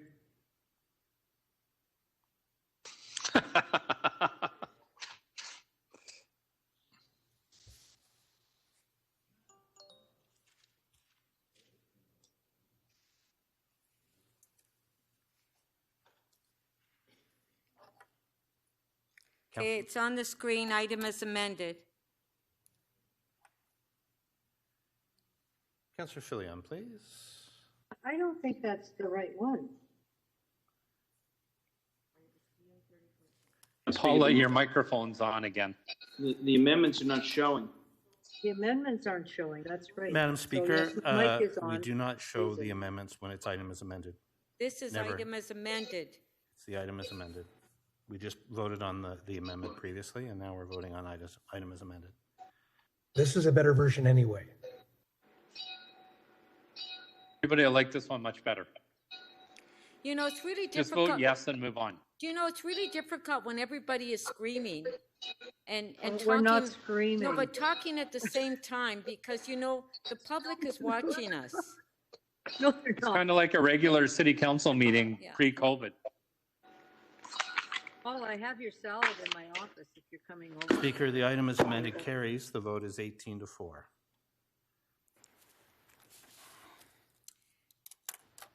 Next item, PH 21.10, Councillor Fletcher, you held it, update on short-term rental. Do you have questions? I Madam think Speaker, that- I'm sorry. I voted incorrectly on that. I'd like to reopen that. There was a lot of confusion there, and I apologize to everyone for that. To reopen. Move to reopen, I should say. Move to reopen. Which motion is this? I've got the gas again. Okay, we'll reopen. We've all got gas. Boy, we do really get silly late at night, don't we? We'll reopen Well, the you item. don't. We've got gas. Yes, I'll vote to reopen because they wanted to change their, Councillor Bradford voted in. Didn't. Madam Speaker, we're starting the vote on adopting the item as amended. And again, I'll repeat. Okay, The adopting- amended motion is not viewed because we don't incorporate the amendments at the instant that the amendment is passed. So Okay, item as amended, recorded vote.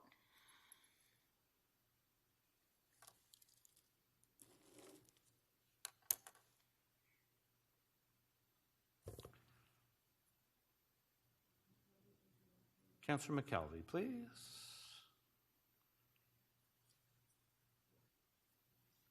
And Councillor Perruzza, please. I thought we voted on this already. What are we voting on now? Oh, okay, we did vote on it, but we reopened it because Councillor Bradford voted incorrectly, so we reopened and now we're re-voting. Oh, please, please. Oy Like- vey. The item is amended, Speaker. Item as Carries. amended. The vote is 21-1. Okay, our next item, PH 21.10. Councillor Fletcher, do you have questions? Councillor Wong Tam has some questions and a motion, but I don't see her online here. Okay, I am here, Madam Speaker. Okay, we only have like 45 minutes and the rest of the agenda is going to be deferred to April. Yeah. Okay. Well, Madam Speaker, I actually don't Right. have questions. The Okay. only thing I have is the motion that I. All I'd like right. to- Sorry, excuse me, Speaker, why is the rest of the agenda being Because deferred to April? it's quarter past 8. Because you fucking can't get your shit done. Yeah, because we want to finish by 9 o'clock. Whoa. Who just said that? Who said? Councillor Ainsley? He's not even there. Councillor Ainsley, you owe us council an apology. I don't think he said that. I don't think he said it either. Say Sound it. like Paul. The name popped up on the bottom. It was not him. It's Carlton here. It was my mistake. I apologize. So you did say it. Apology accepted. Let's Been move said and the apology's been accepted, Speaker. Should we move forward, please? Yes. I agree. Let's Yes, move forward, please, move on. So who's got a who has a question here, Paula? You held the item down. Do you have a question? No, I think Councillor Wong Tam has a motion. She said she didn't have a question. So do you have any questions before No, we I go don't have a question, Okay. Speaker. No, I do not. Thank Okay. you. Councillor Thank Fletcher you. to Sorry, speak. I wasn't here. Councillor Fletcher to speak. You held the item down. I will simply say that we had an important discussion in planning and housing, that this is an ongoing item, that we recognize that there are serious questions about how the program has been set up, that this is coming back in April, and there's a few requests. In other words, can we have 311 to be a little more definitive when people are calling about making a concern or a complaint that there is an unregistered short-term rental next door, that there would be a category for that. So just getting to the data, which I know we understand how important data is, and we've had many discussions here tonight about data, that it is critically important. We did discover that there's a system, and we've asked the staff to have a look at that and come back, a system where it is ends up being on the shoulders of city staff to corroborate that the registration numbers for those who are hosting short-term rentals are correct. And we are striving and asking staff to turn that around so that the onus would be on the providers or those who have short-term rentals and the companies that are the hosting the short-term rentals, that they would corroborate that information so that we're using efficiently, we're using our staff efficiently, we're not hiring people to do work that really Airbnb and Booking.com should really be doing that work, and that we try to get accurate information. We did find that there are people that will go online on the website at the city, they'll put in a registration number like STR1234 ABCD, and then they get posted with that fake registration number, and then the city, instead of the short-term rental companies saying, oh, well, that's not correct, the city is now having to corroborate that that's not correct. So it's kind of backwards, and we're, I think, going to work very closely with staff. And I'd just like to thank Ms. Addy and Mr. Grant. We had some very good conversations before the meeting, and they've taken it away to bring back what the request that the committee made. And for Mr. Downey, I saw him there for 311. I think we'll get that information back in April so that we're really clear. We've got good data. It's data driven, and that we are turning the corner on the city being responsible for policing everything rather than the company that is hosting everyone giving the proper information over. So this is just an interim here. There will be a longer report later, and Councillor Wong-Tam has an issue that was very important and extremely timely and time sensitive to bring forward for a council vote. So thank you, Speaker. Thank you. Okay, Councillor Wong-Tam, if you want to speak, can you please put your name on the list? I can, Madam Speaker. Thank you. Councillor Wong-Tam, may to I proceed? speak. Go ahead. Thank you very much. If I can please ask the clerk to put the motion onto the screen. It's fairly straightforward, Madam Speaker. The province of Ontario is actually putting forward a series of amendments to deal with human trafficking, which is an issue I think that many of us recognize is taking place in short-term rental platforms, including Airbnb. I think that the Ontario government should be commended for their work, because this is actually a very important step that they're taking. The challenge with Bill 251 is that although it seeks to enact and amend and repeal various acts as it relates to different aspects of human trafficking, what it doesn't do is it doesn't look at short-term rentals.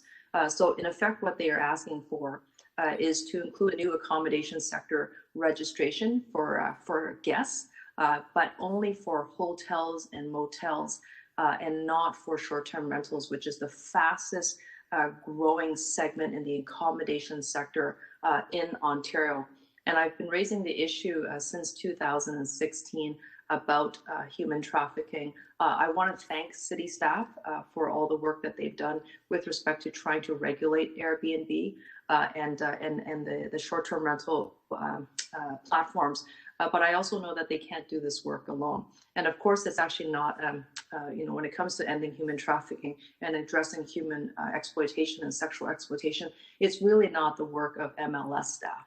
This has to be done in concert with the leadership of Toronto Police Service. And if we are going to collect information of hotel guests, then we're going to need to collect information and do it carefully, but also in a way that respects the privacy of those who are checking into short-term rentals, but ensure that the province fills this loophole, which is a significant loophole, and that's what the motion does. And I just want to recognize the hard work of Carlton Grant and the MLS staff.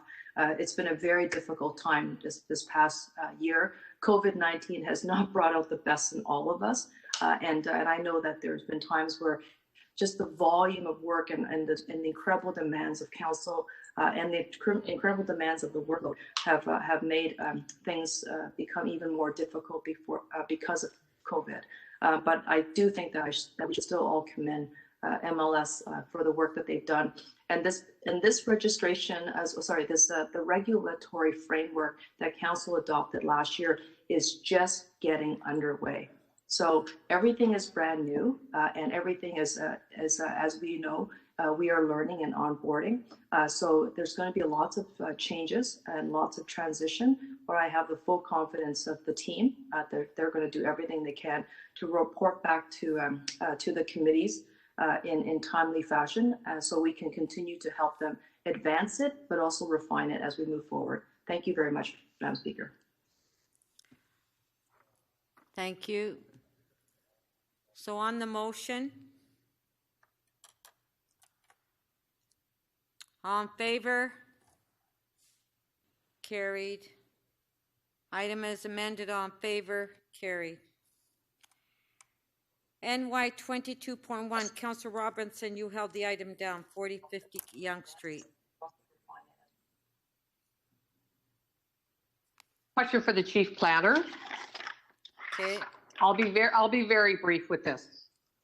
Is the chief planner there? This was formerly a 9-story application. It's come back as a 21 and 35, like literally egregious, precedent-setting, shocking.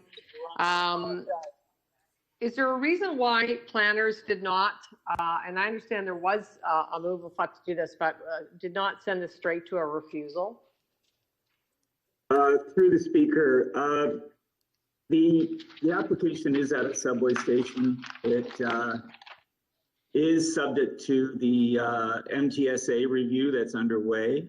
We've taken a really good look at it, and as the report outlines, we have concerns with the overall scale of the project, and we come to that conclusion and reported it. But I think it was important to take it through as thorough a process as we could, and also have community engagement, which we did do.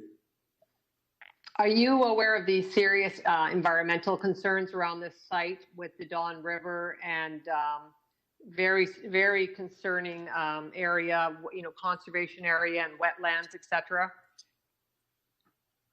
Again, through the speaker, I think the report outlines the outstanding issues and issues to be resolved on this site. They do include sensitive natural areas that surround the site. And we think the scale does overreach and would lessen the impact on those environmentally sensitive areas.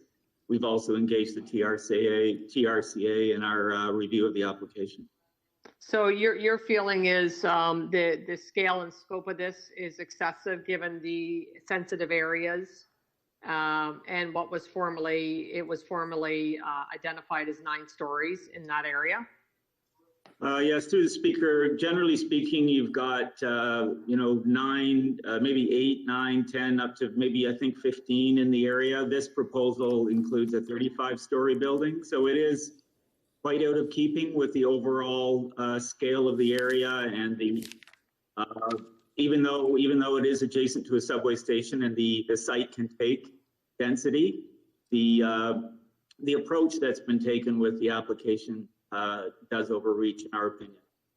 It's so important to have consistency in our decision making at North York and in North York's Community Council. Is there any work been done on, actually we've been without a director for 14, 15 months. Is there work being done to resolve that? Through the speaker, we work together as a team in city planning. I think we've worked very closely with the acting directors who have circulated through that job in the North York office, and together with the resources that we apply from urban design, transportation, and our strategic initiatives unit. So it's been very well supported in achieving and providing council with consistent advice through this period of time. So there's no movement towards putting a director in place in North York? Through the speaker, that is in our hands in terms of advancing that competition, and it will be advanced in 2021. Thank you. Are there any further questions? Okay, Councillor Robinson to speak. I just want to highlight this application because it's so egregious, and I think it should have gone straight to refusal. It has such a history. It's been back to the days of Karen Stintz when she was a city councillor, battling this at 9 stories. Now they've just gone completely over the top. And the sensitive lands there are something that a number of residents are very concerned about, the impacts on the Don River. And so I just want to highlight that for council because this is the kind of development that's so unbelievably aggressive and really reflective of what's happening in the Midtown and North Toronto area now. It's very concerning. And I am concerned with TRCA and some of their decisions on these particular issues related to erosion and flooding. So I just wanted to highlight this and say this is an example of what's happening in our areas. There are site and area specific policies around this that sets out a height limit. In this case, it's 163 meters, the height of the ridge. That's what's supposed to be happening. And what is happening is 210 meters above sea level. So, and the other tower, 218 meters above sea level. So this is of grave concern, and we need to keep our eyes on this application and applications like this that are so unbelievably aggressive. Thank you, Madam Speaker. Thank you. Councillor Cole to speak. Yes, Madam Speaker. This is in my ward. It's in Ward 8. And we've been dealing with this for a number of years. And I just want to make some points clear. First of all, we asked the Toronto Region Conservation Authority to report on whether there was any impact, environmental impact. Unfortunately, the TRCA said the development was okay. They didn't have any problems with it. That's the first hurdle that staff had to overcome. The second problem that occurs with this development is that there are no restrictions in place that disallow this point blank. The protections in place that go back to North York Council are very notional and have no standing.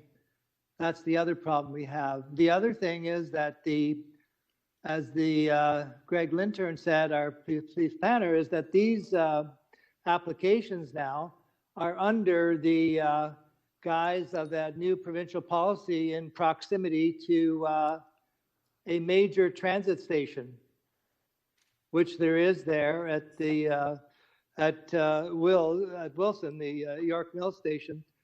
So that is why staff has been trying to deal with a very difficult application, and staff obviously has some very strong reservations about it. It is certainly not fitting with what's there in that community, because you've got a gas station on one corner, You have the tail or the end of the Don River, West Don there, and you don't really have any buildings of this height and altitude, certainly 35 stories. So there's, and originally the real problem here is that why did the city sell this land to developers in the first place?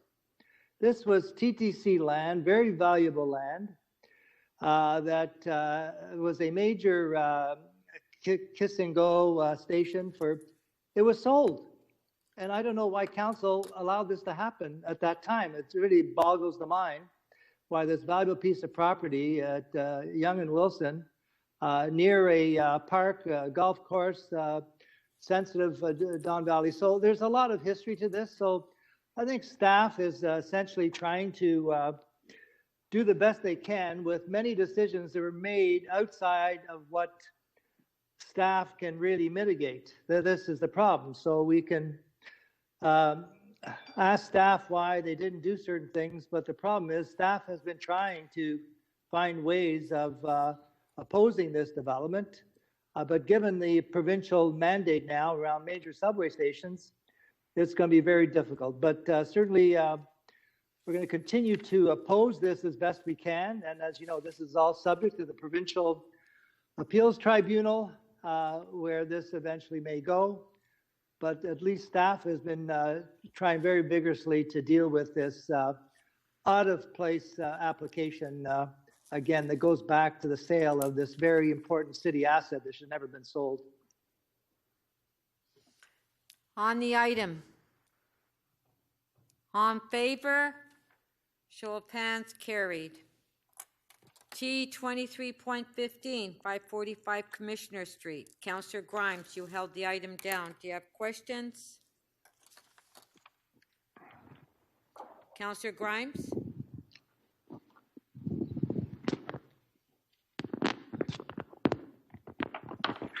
Somebody's making a lot of noise. They have their mic on. It's really bad today, the volume. It's hard for me to hear everything. Is Councillor Grimes here? Is he connected?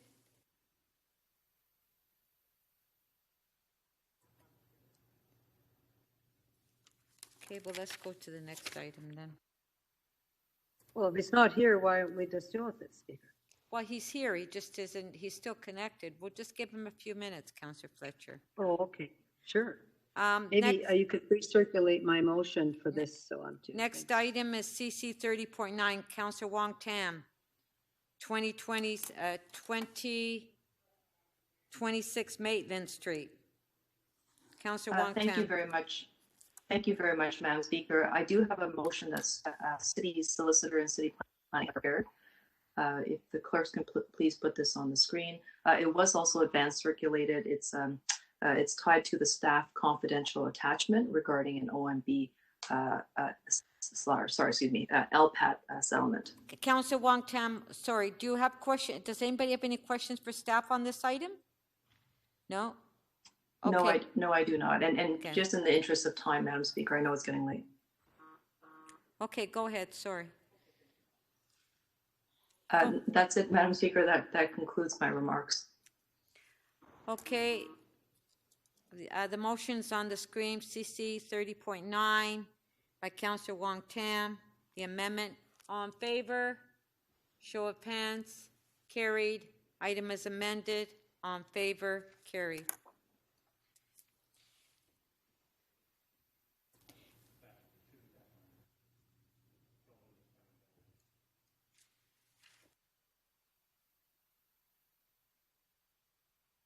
Councillor Grimes. We're at the item, the one you held down, T 2315. Yeah, sorry, Yeah, go I ahead. have questions to staff, Madam Speaker. Okay, questions to staff.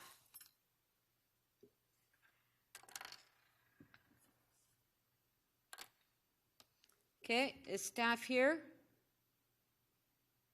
Greg, ML was supposed to move back in November 2020. No, hold on. I think I know the answer, but why has this not happened yet? Okay, Councillor Grimes, hold on. I want to find out if staff is here first. Yes, answer me. Yeah, Okay, go ahead then. Go ahead. Councillor Grimes, through the speaker, the Ready Mix operation filed a site plan in June 2020.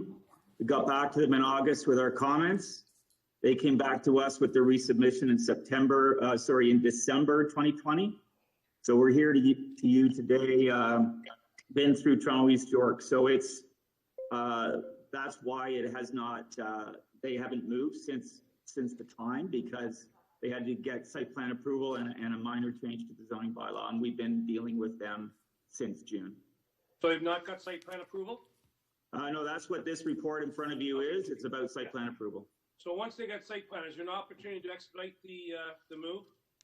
Yes, through the speaker, we've already talked to the Toronto Building Division. As soon as the site-specific zoning comes into force, they've got one or two small matters to deal with.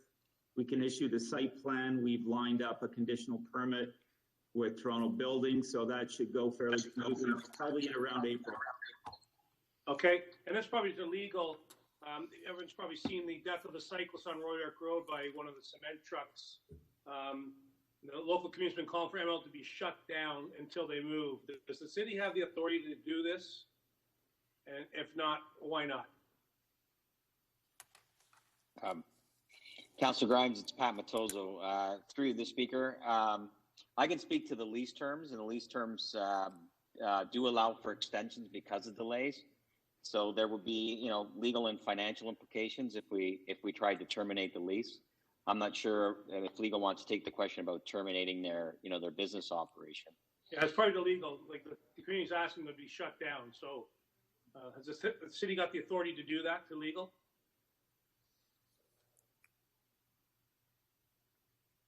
Perhaps hold my time, Madam Speaker, until we get legal on the line.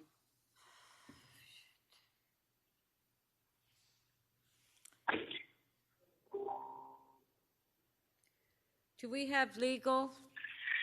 Yes, my apologies, Madam Speaker. I had some difficulties unmuting. My initial thought is that there would be difficulty doing that. I would have to look at it more closely, though. Okay. So I guess I don't believe so. Back to Greg Linton, you answered the question. What can we do to make sure this will meet the timelines? Is there anything we can do as a council to make sure they meet this timeline?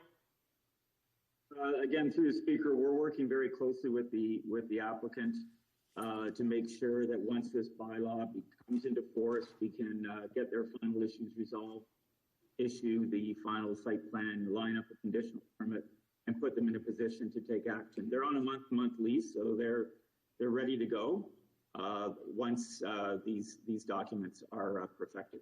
Okay, and Councillor Fletcher moved a bunch of motions at Community Council. Does any of this, like the sidewalk issue, this will not delay the movement in any which way? No, it doesn't. Okay, those are my questions, Madam Speaker. Thank you. Thank you. Councillor Fletcher, questions? Yes, Councillor Fletcher moved a bunch of motions at Toronto and East York Community Council because this is now another batching plant on Commissioner.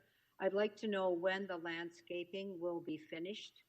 You've long known that that's one of the conditions that this plant to move, that there'll be a continuous landscaping along Commissioners for the cement plants.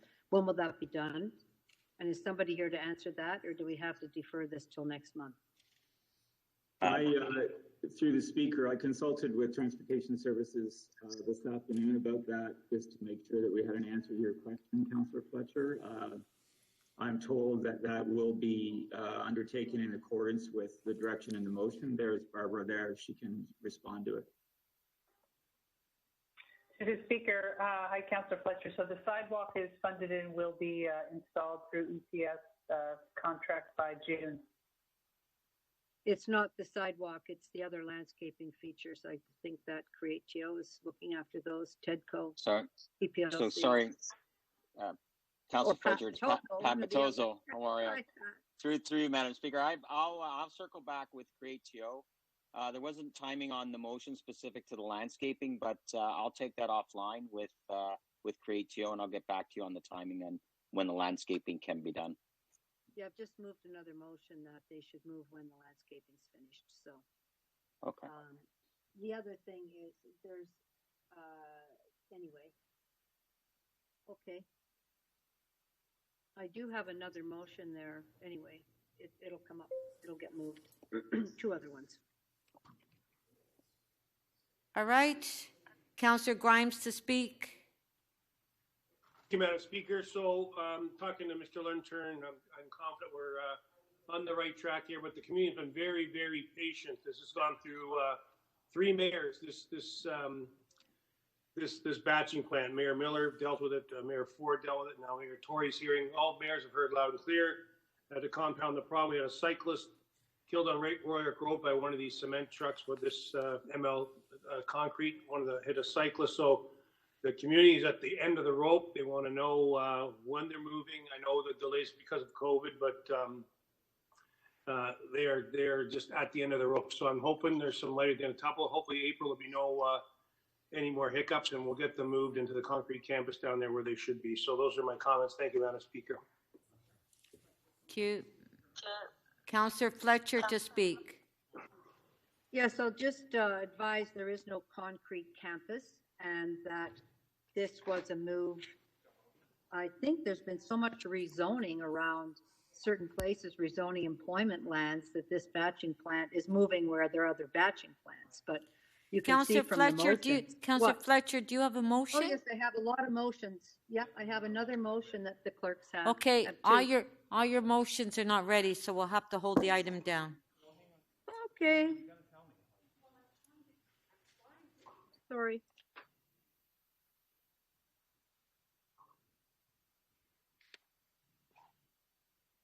Now, if Councillor Fletcher's in the car, I'd be happy to move her motions forward. If I'm where? I'm right here at my desk with Paul Ainsley's salad. I think everybody is getting really tired and very silly at this point. Address things on the side, Paula? You know, like maybe we should just defer everything to the next meeting because people are just... Speaker, if you're having a hard time, you have a Well, I'm not wonderful having a deputy hard time, speaker Councillor who Fletcher. certainly could take the chair for you at any time. Councillor Fletcher, That's- I'm not having a hard time. It's the members of council that are not cooperating and being Oh, silly. we're cooperating. Being Now we silly, have things Councillor here. Fletcher. Now move your motion. Speaker, I'm just going to take a point of personal privilege. Okay, move your We motion. were waiting from, excuse me, I am having a point of personal privilege. Okay. My motions were not ready. Now they're ready and I can move them. Now they're And ready. between that moment and now, people took a little break and you've admonished us again. And I'm going to say, if you are having a hard time in the chair, turn it over to your deputy. I'm not Thank having you. a hard Here's my time. motions. I'm having a hard time with the council. Councillor Fletcher, Well- if you can move your motion, I believe that we're ready with your motion if you'd like There to they move them. are. Councillor They're Fletcher. right there. They are now ready. They're right there. Okay, there you Speaker. go. Can you read them? Do we have to read our whole motions now? When Not does that all of start? them, but you need to read your motion to present it. Yeah, This isn't. I there you don't go. think It's so. on, There it is. it's on the screen. Right. You Like need every to, other motion on the screen. we can put the second motion on the screen. The second motion on the screen. Yeah, you need to read them, Councillor Fletcher. No. I don't Okay. think anybody's read all their Okay, motions is today, there another Speaker. motion? Is there, okay, just those two motions. Okay, Councillor Fletcher, go ahead. Oh, my God. There they are. Yeah. This is a long-standing issue in trying to accommodate this plant, moving where there's other plants, but now there are a number of issues that go with having that many in a zone that's set aside for concrete batching so that the rest of all the condos that you're approving everywhere can be built with cement. And there is a tremendous amount of dust. There's a tremendous amount of dirt. There has to be a regimen now for cleaning. There needs to be a good landscaping treatment there so it doesn't just look like a conglomeration of plants. The St. Mary's Cement, when they moved there, has a beautiful treatment that will be continued. Sidewalk, so people can walk to work off the bus. and also moving along to the turning basin, that zone can be a wonderful spot for people at lunch, for hydro, and all the different industries at this end of the Portlands. And in the Portlands plan that we approved today, this zone is still considered to be a heavy industrial zone.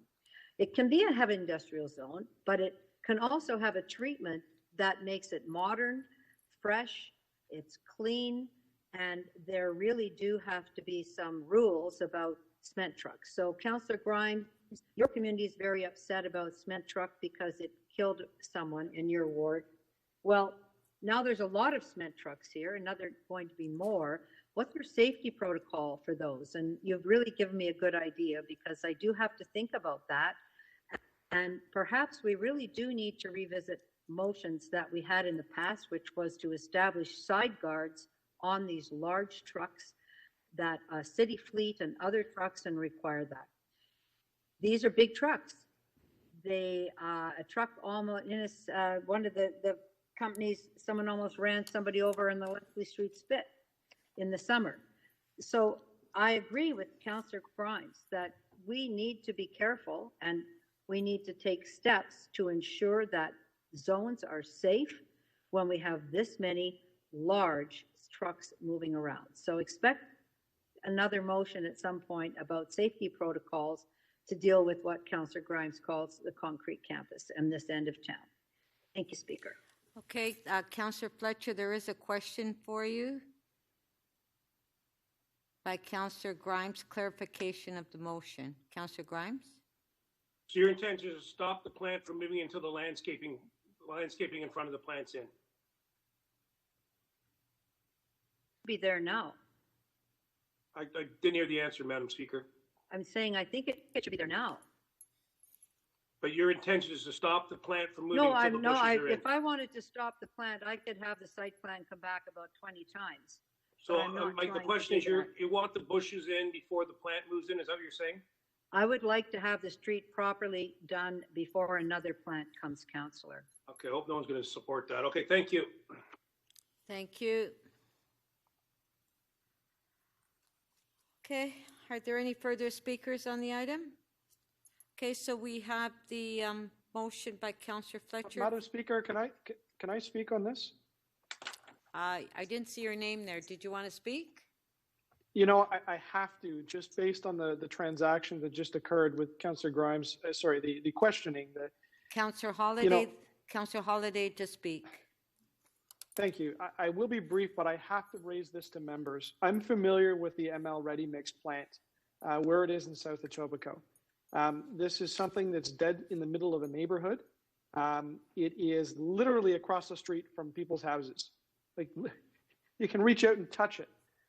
And it is a long-standing issue. I can back Councillor Grimes on it. I can tell you that when my dad was the MPP of the area, I remember this being an issue.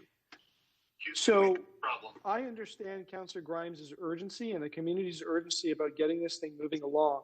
What I've just detected here in some of the motions placed by Councillor Fletcher, and I appreciate that she wants to get this stuff done, but having plantings done in the winter, having sidewalks cast and those sorts of things, if they are conditions upon this plant moving and are obstacles to getting the transaction done, I have to raise this in front of council and say that this is a problem and this is a significant issue for Councillor Grimes' community.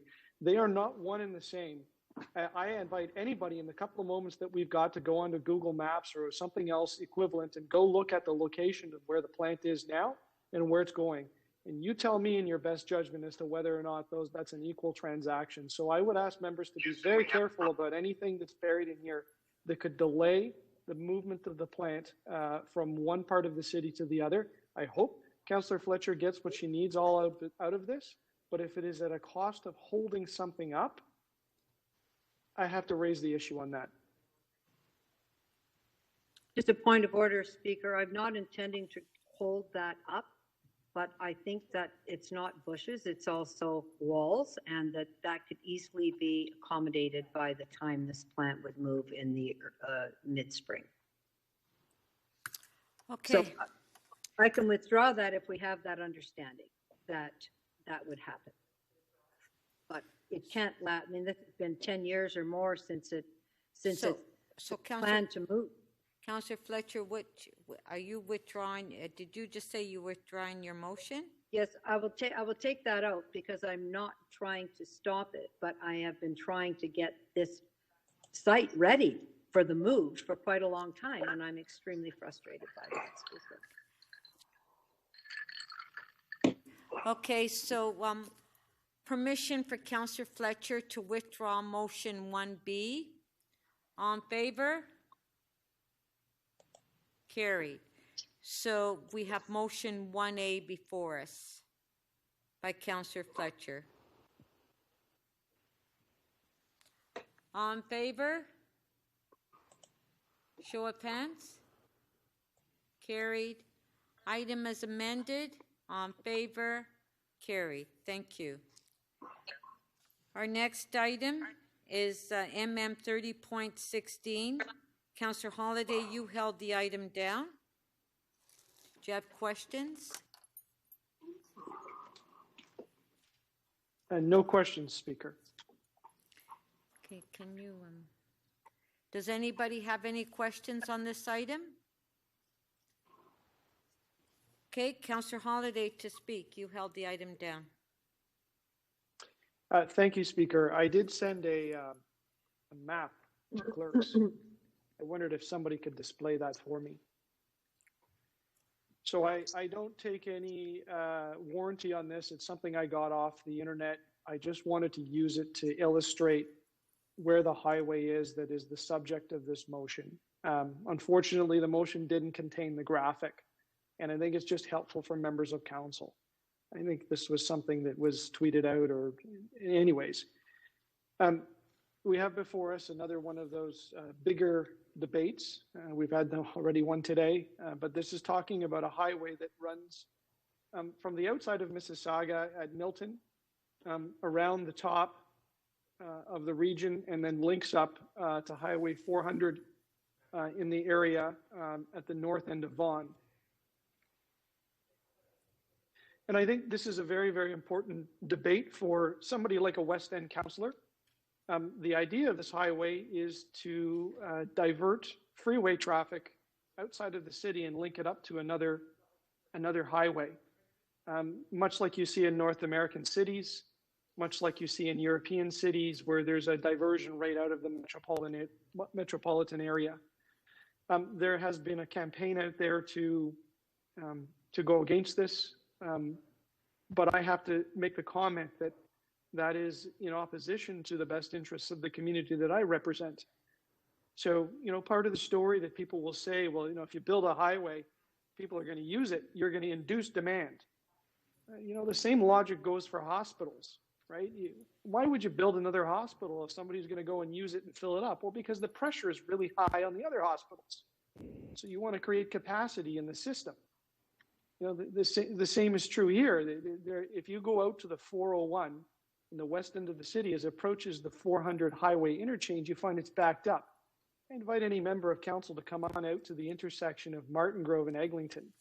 That's in my ward, and that's an off-ramp from Highway 401, where people link to Highway 401, and they go on to 400. They actually come off the highway, take a shortcut, and go back on it in order to save time. And what that creates is congestion on the streets within the community. It creates a parallel spillover effect on parallel routes within the community that I represent and live in. And it creates pressure even on the side streets where there's schools, where there's people walking. And this all has to do with the freeway system and how it works around the city. So, people, again, they jump on this and say, well, we want to create travel demand management. And it's another way of saying we want to make the freeway system less attractive so that you change your habits. You stay home, you do what you got to do. But what we're talking about this is a ring highway around the city that supports goods movement, it supports business, it supports people that are moving through the region, going from one place to the other. Yeah, there's a lot of claims out there about this goes through lands and it goes through, it goes along the edge here of the green belt.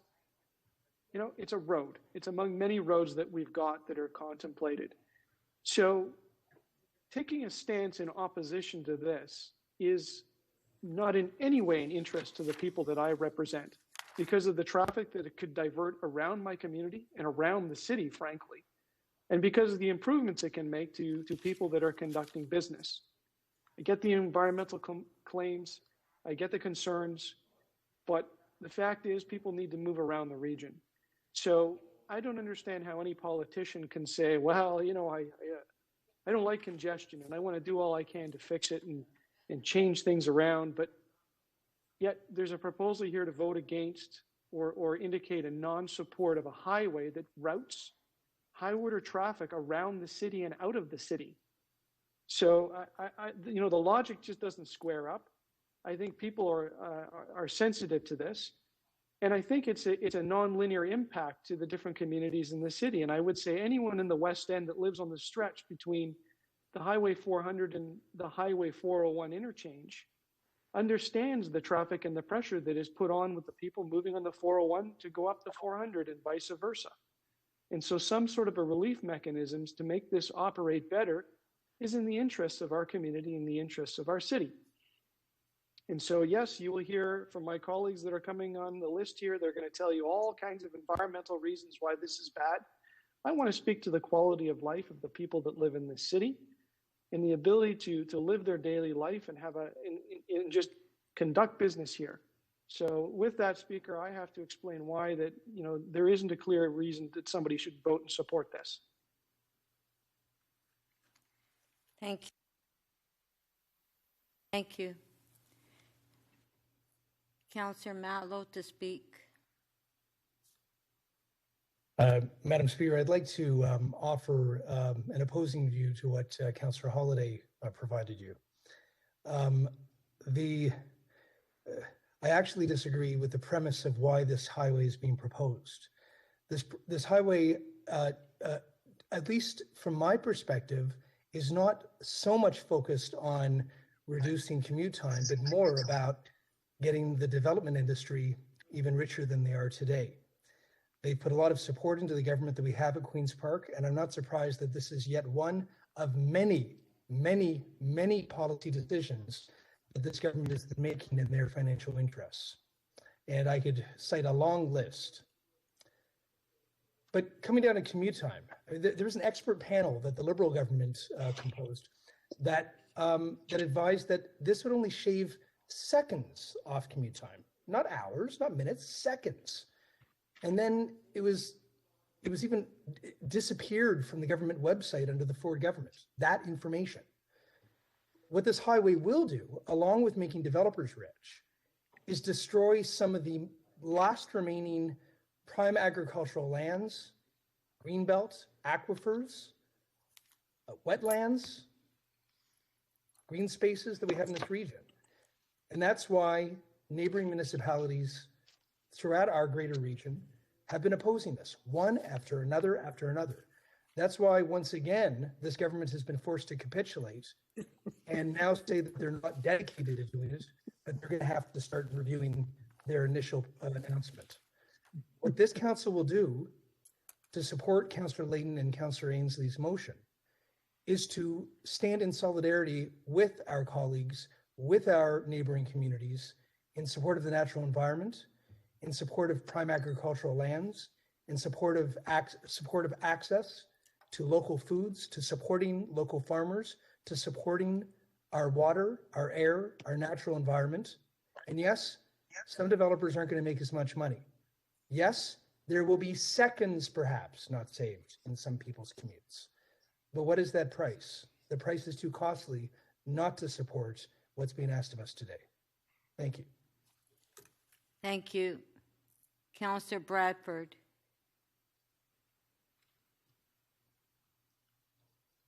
Councillor Bradford.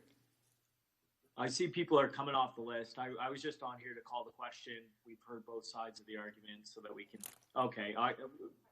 Councillor Perks is really pleading here, so I'll just come off and pass it over to him. Councillor Perks. Thank you, Speaker. Councillor Holyday framed this as the impacts of his community versus the environment. and gave a rationale for how this would create more traffic in his community. And frankly, just about any transportation engineer from the 1950s would have agreed with him. Transportation planners and engineers since about the early 70s, though, would not agree with him.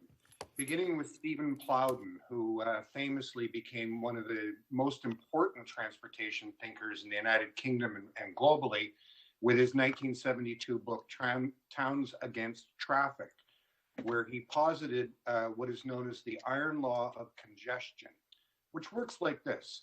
The more roads you build, the faster people are able to drive, so the further they are willing to move away from where they work, meaning there is more total vehicle use going on. In other words, as you build highways, you induce new traffic and create more congestion, more cut through in Councillor Holliday's ward. You lessen people's quality of life. This, now known as induced travel demand, is the orthodoxy taught to all transportation planners and traffic engineers pretty much since about 1980. So let's not take a 1950s view, let's take a more modern view and support reducing the amount of congestion on city streets and in neighborhoods by opposing highway construction.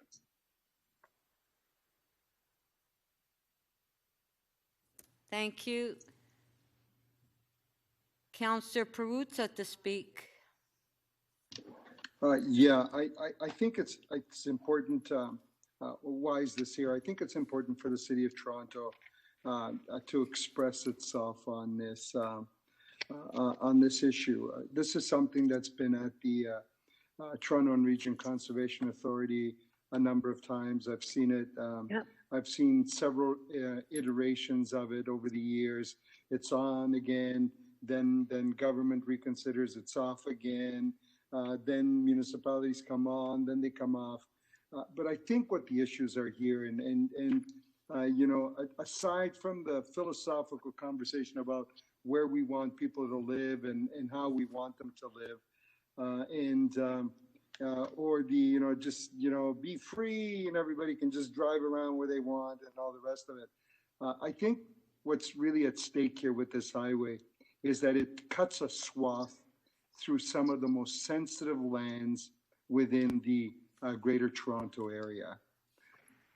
But not only does it itself put those lands, those aquifers, those water sources at risk as a highway, but what this highway would do is put a tremendous amount of pressure in the surrounding lands, surrounding wetlands, and further cause the erosion of one of the principal reasons why the GTA or the Toronto and its surrounding area is one of the fastest growing areas in North America, probably the world, is because we sit on one of the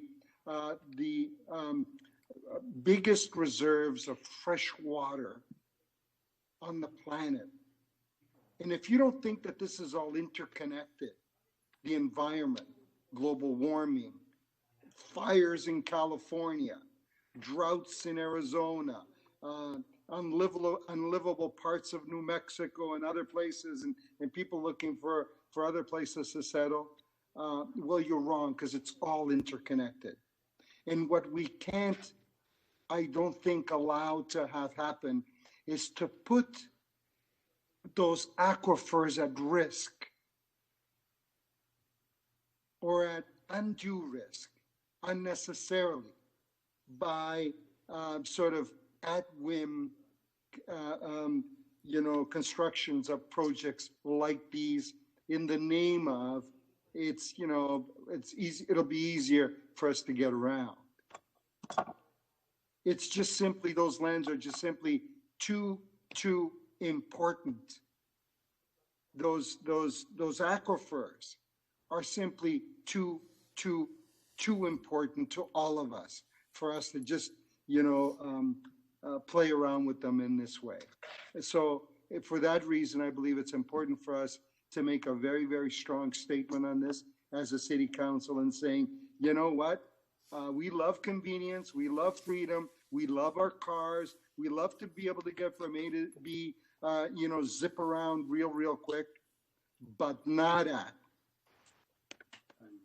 the peril of our water sources and our wetlands.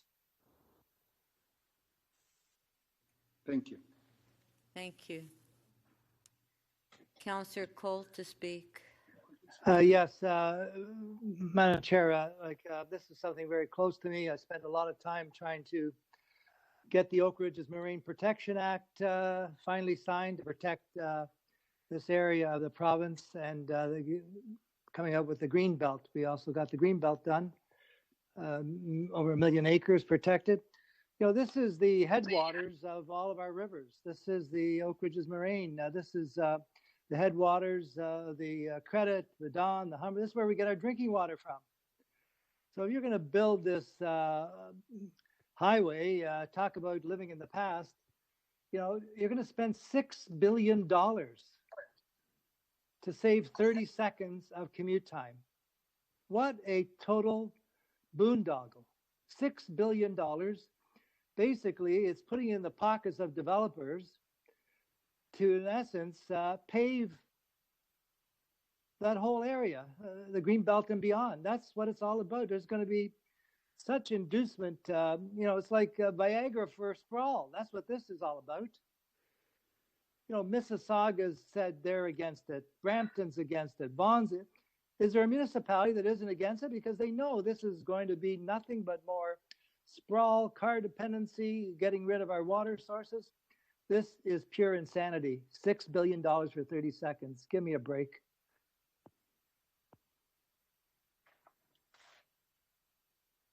On the motion. Recorded. Okay, recorded vote.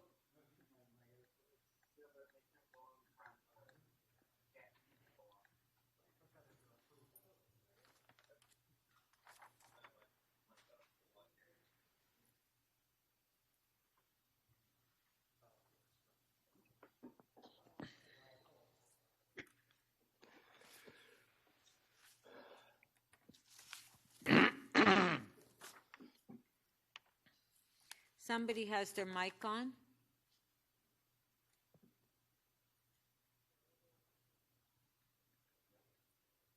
Members, just a reminder, if you're voting, please make sure your camera's on so that I can cross-reference the grid with the voting panel.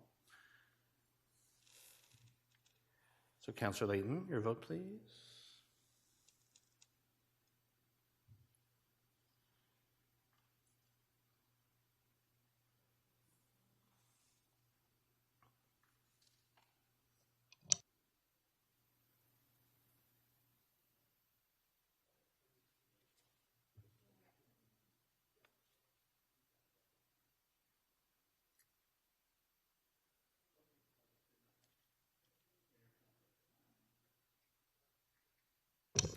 Speaker, the item is adopted, 19-1. Okay. Our next item is MM 30.21.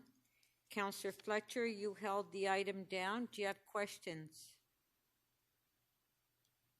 I will. I'll just ask, I'll ask the staff how we have a map in Power Street, which is actually in Councillor Cressy's ward, and of a dog off leash. It's called Orphan Green, and it's listed as being in East York.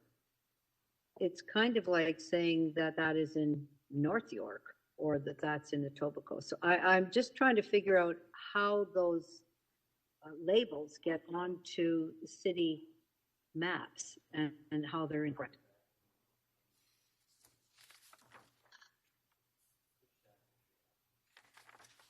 Do we have staff here? What staff are you asking questions to, Councillor Fletcher? Well, it's a park site and it's the city's website. So whoever you think can best answer that, speaker, is fine.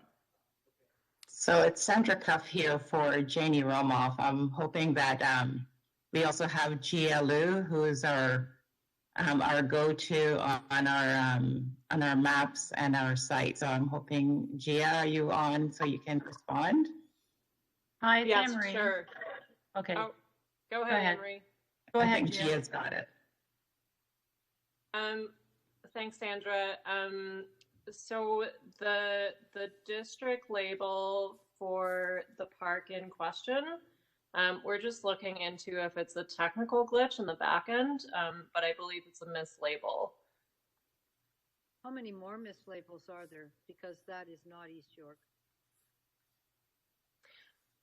And are you using Google? We're looking Are in. you using Google to establish boundaries? I believe somebody is at the city using Google.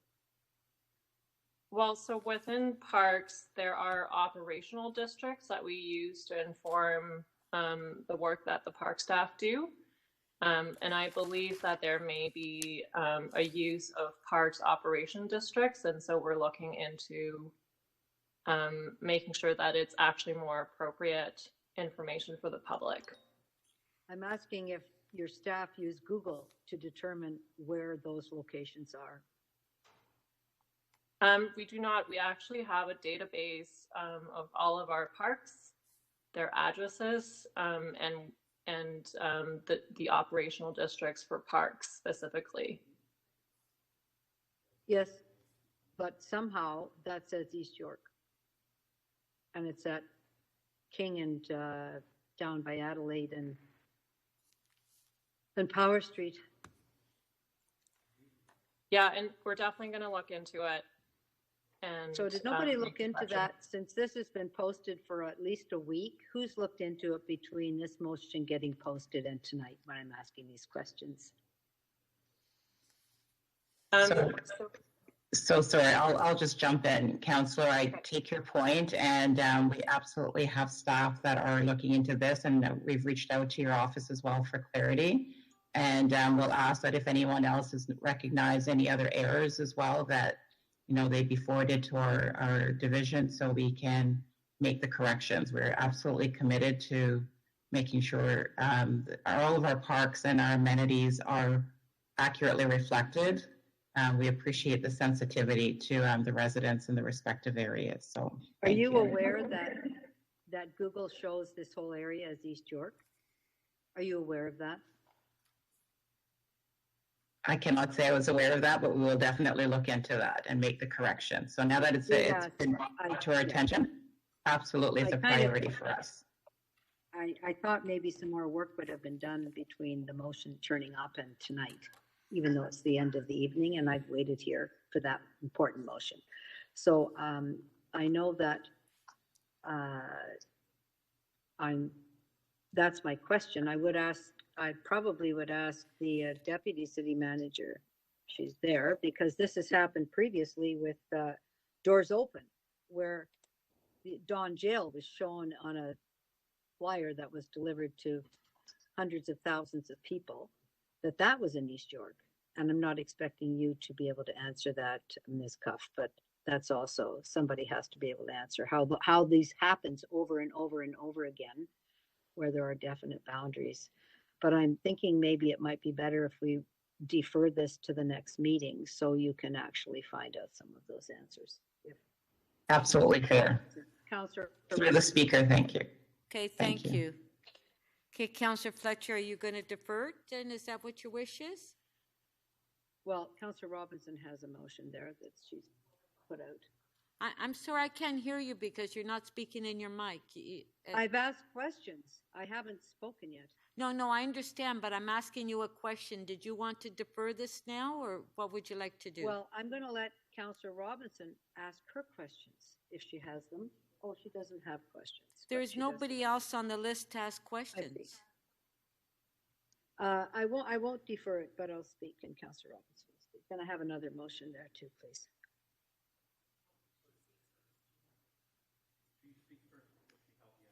Yeah, but Councillor Fletcher to speak.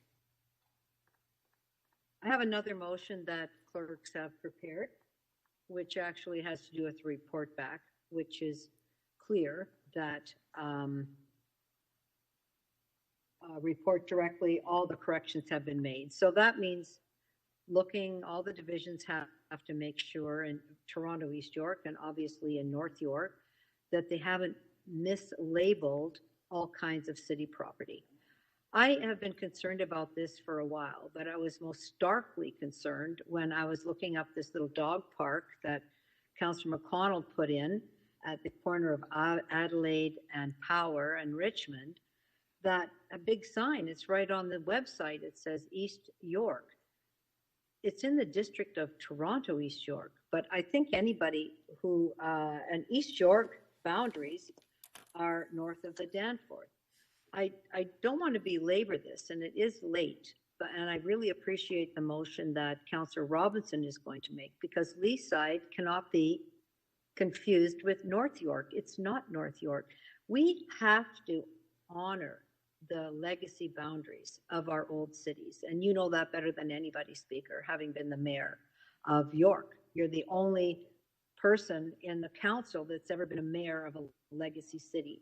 And there's still great spirit, there's still organizations, there are still East York Historical Society, East York Foundation, East York Christmas Dinner. It's still going strong in its culture and its spirit. I don't think that they want to take control or responsibility for a dog park in Councillor Cressy's ward.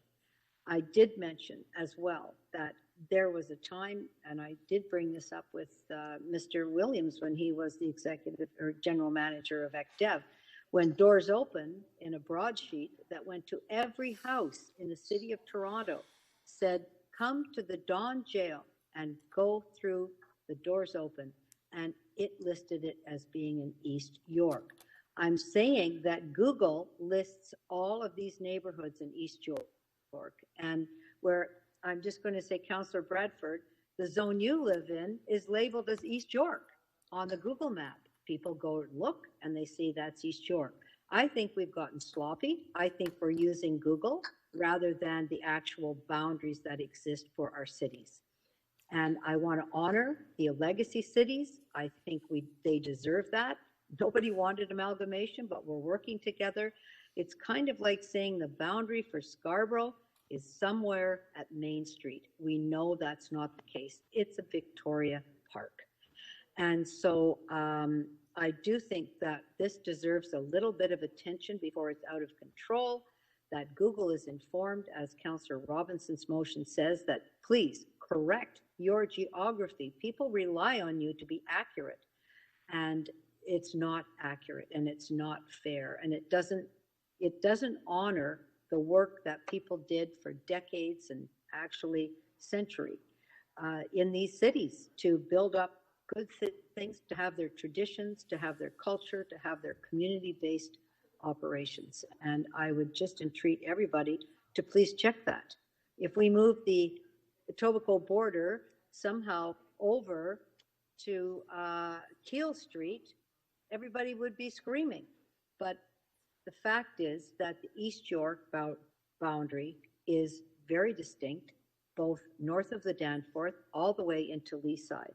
And I'd like to respect that community, and I'd like council to stand behind us and respect the borough of East York and its boundaries, and for us to be accurate in all of our geography and get top marks instead of an F.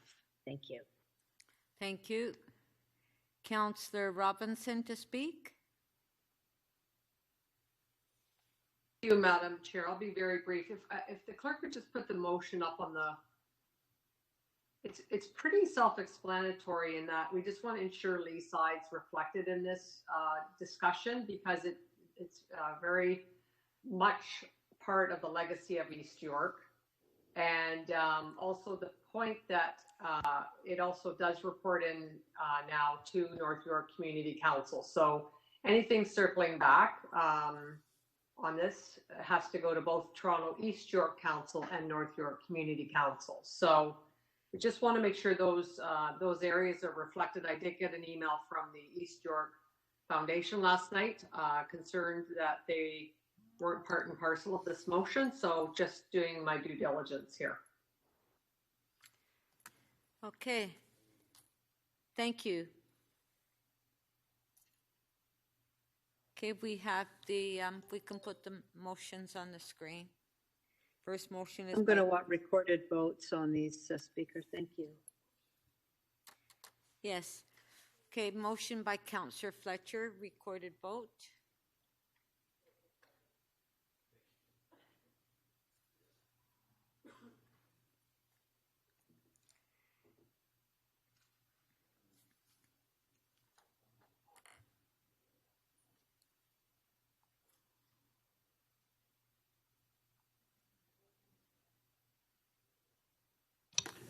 Councillor Layton, please.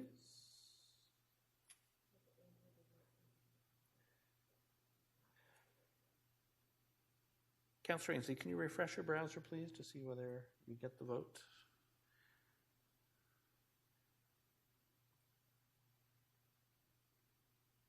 Hi, John. It won't refresh. Okay. Yep. Could you? I'll verbally get my vote after you've. Could you state your closed vote, it, please? Yes, I'm in favor. Thank you. Thank you. Speaker, the item. I'm sorry. The motion carries unanimously, 20 in favor. Okay, motion by Councillor Robinson. Councillor Robinson, did you want a recorded vote on yours as well? No, I do. I want it recorded. Okay, Oh. Recorded vote.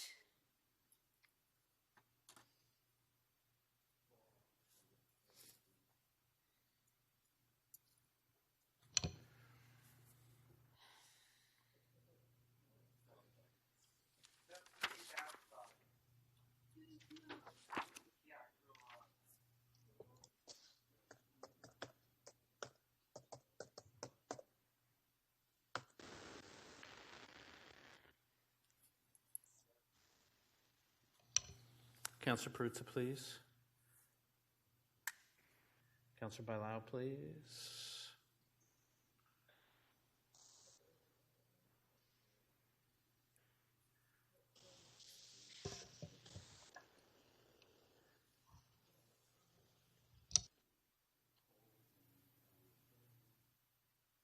Councillor Cole, the affirmative. I can't, it's not on my screen.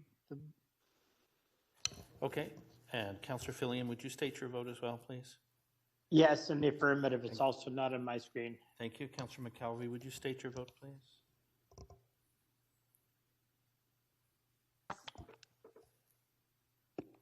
Councillor McKelvey, I'm sorry, we didn't hear you. Affirmative. Affirmative, thank you. Speaker, motion 2 carries unanimously, 20 in favor. Thank you, colleagues. Thank you very much. Councillor Robinson's vote didn't register. Yeah. Councillor Robinson, how do you vote? Yes, it did not, and my screen was blank, so I would like to vote yes for my motion. Madam Speaker, yes, I apologize, Councillor Robinson. The vote will be recorded with you in the affirmative. And Speaker Nunziata, how do you vote? Oh, mine didn't register either? Okay, yes. Speaker, the motion 2 carries unanimously, 22 in favor.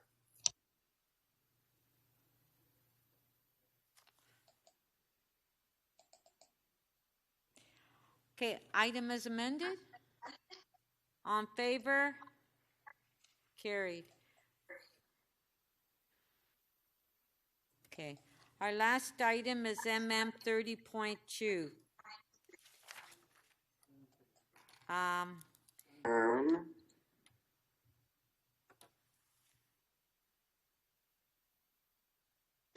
Two, isn't it? No, I meant 30.22, sorry, 30.22. It's the last item, and Councillor Carroll, you held the item down. Yes, Madam Speaker. Madam Speaker, due to the lateness of the hour, I'm abandoning. I had a strategy to actually add some extra clauses to this so that we could get an update on where we stand. Just to quickly refresh people's memory, the previous government had a very limited coverage plan. They were going to do so by having only standalone stores, but operated by LCBO employees, so a public model. And there would have been 40 stores by now in the city of Toronto. 40. At the end of 2021, we would have doubled them. Councillor Cole was an MPP when they put that in place, and it was based on feedback from municipalities. That was the previous provincial government. The current provincial government went with a totally private model. We now have 112 legal stores in the city of Toronto and 134 licenses recently issued and about to open, I dare say, when our lockdown is over. And here's what's more. Despite all of our requests for restrictions, our requests for a better share of the revenues, etc., what they have learned is that they can only capture the revenue they had originally predicted by opening more stores. And so they have asked the AGCO to increase the pace of approvals to 40 in Ontario per week. A conservative estimate based on just opening stores on the basis of our per capita share of the population would mean 600 stores in Toronto by the end of 2021. Madam Speaker, the revenue isn't coming and the restrictions aren't coming. I welcome any motion. It's a clever approach to say that we should ban them. We should ask for a restriction on having them inside a shopping mall. But based on the current provincial government's response to every other restriction request we've levied, 150 meters from a school certainly isn't working out. That they can't be close to another pot shop is certainly not working out. Madam Speaker, this motion actually doesn't go far enough, and given the lateness of the hour, we can't. But we do have a report that needs to be coming back by the end of this year from MLS, giving us an update on how our restrictions are working. And I think we should all do a scan of our neighborhoods, and any of us, including the mover of this motion, who has a conservative MPP, should be sitting down with that conservative MPP to say that everything municipalities ask for with respect to controlling the proliferation of cannabis shops has not come to fruition, and we're not happy about it, and we're not going to wear it for you come 2022. Those are my comments, Madam Speaker. Thank you. On the motion? Madam Speaker, it's the Councillor Cole. I can't get on the portal to speak. I'd like to speak to this motion. Okay, Councillor Cole. Councillor Cole. Yeah. Thank you. As Councillor Carroll said, this is something very dear to my heart. This cannabis proliferation. And let me state at the beginning, I've got nothing about legalization of cannabis. I love cannabis. I don't use it. I think it's great to have cannabis legalized in Canada. But, you know, I think we missed the boat on this. When this came up to council, I hate to say I told you so. I said, why are we taking this pittance of money from the province? And I wonder whether they even gave us that money they promised. It was something like $1 million to police this thing. I don't think we even got the money. And now I even have cannabis store owners. This is the funniest thing of all. They're contacting me saying, Mike, can you do something about all these cannabis stores opening next door to me? I can't make any money. I sort of says, oh, really? So that's very interesting. So I got cannabis. The poor guys are trying to make a living, and yet they're having cannabis stores. And then we're going to have this explosion, as I told you would happen, because people are desperate to make money. And we have zero control. And I keep telling my residents, it's the provincial government who decides where they go, how many they go, and there are no rules, except for a laughable rule about schools. So I told you so when this happened, that we had to look at our authority and our powers of planning. We could have helped this cannabis business by having proper planning. We could have had proper consultation, because most people are not against the cannabis store, but they don't want 20, 30, 40, 50 a month now they're going to come. And they go into areas where people want to have a say, that's all. And they have no say. All they do on the stores, they put up a little 8.5 by 11 sheet on the storefront that nobody can read, and there's nobody out that's how they notify people. Nobody gets told that it's going. Then they call my office and say, hey, Mike, look, the city's allowing all these cannabis stores. I said, it's not the city. It's your provincial government that has total control. We in the city were stupid enough not to basically put in some planning controls, zoning controls, to have a say, that's all, and have the people in the communities have some say. Now we're stuck. And here it comes, a flood of these cannabis stores, and the poor guys in business are going to suffer. And, you know, the city is being blamed for putting in the cannabis stores. Anyways, what a mess. Thank you.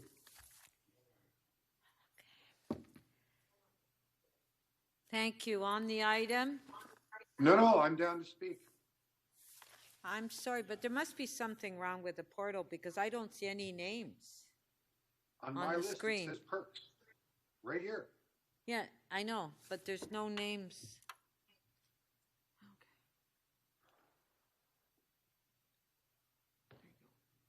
What happened? Okay, Councillor Perks, now your name is Thank on. you. Now your name is on the screen. Oh, okay. Thank you. I'm going to vote no on Councillor Lai's motion. I just refuse to participate in the moral panic around marijuana. There is no risk to youth and communities from a marijuana or cannabis store opening. None at all. I won't pretend there is. I do agree with Councillor Carroll that we would be much better off if we had gone with the original proposal to have a government-operated system, but that has more to do with the revenues and the ability to make sure that there was quality, that was reliable, and that the product was good. But, you know, pretending that, just because a few people have written some letters saying they don't want a cannabis store in their local neighborhood, that doesn't make me suddenly believe that somehow having a store is going to harm youth and communities. So I have to vote no. Thank you. So then we'll have a recorded vote on the motion.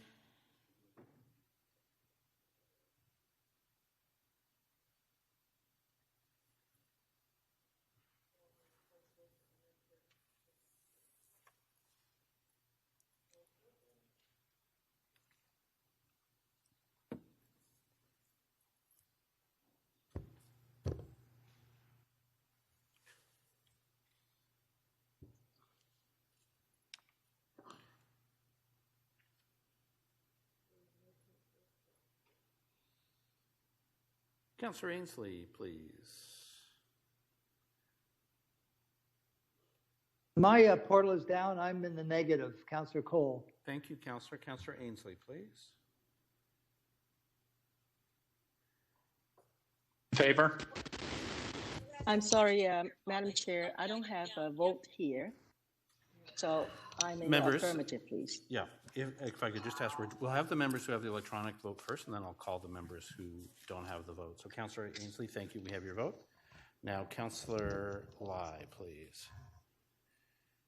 Councillor Lai. Please. Councillor Lai. Affirmative, please. Can Thank hear you. me? In favor. Councillor Filion, please. In favor.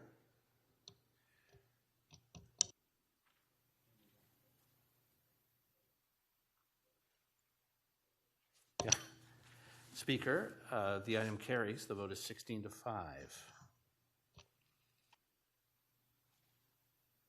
Okay.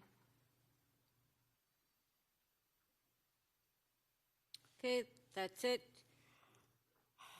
Members, before I ask for motion to enact the general bills, may I have a motion regarding the consideration of submissions on zoning bylaw and official plan amendments? Councillor Bylaw, would you like to move that? We'll put it on the screen. Yes, Madam Speaker, the committee and council consider submissions in making a decision of zoning bylaw and official plan amendments. All those in favor, show of hands, carried. May I have a motion to introduce the general bills? Moved by Councillor Holliday. Councillor Holliday, if you can read it. That leave be granted, introduce bills 140 to 196. All those in favor, show of hands, carried. Shall these bills be passed and declared as bylaws? All those in favor, carried. May I have a motion to excuse absentees? Moved by Councillor Thompson. Hear that City Council excuse the absence of Councillor Michael Ford from the March 10th, 2021 City Council meeting. All those in favor, carried. May I have a motion to introduce a confirming bill? Mayor Tory? Yes, thank you, Speaker. I'm just waiting for it to come up here.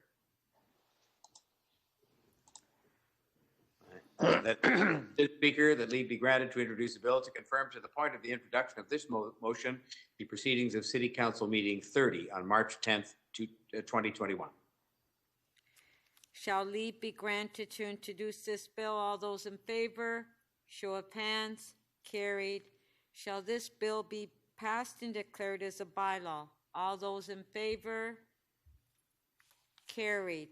Thank you very much. I want to especially thank staff today. Very challenging day today. So thank you to staff. Thank you to all members of council. And the meeting is now adjourned. Thank you. Great. Thank you, Madam Speaker. Thanks, everybody. Stay safe. Yeah. Thanks, Francis. All right. Take care. Bye.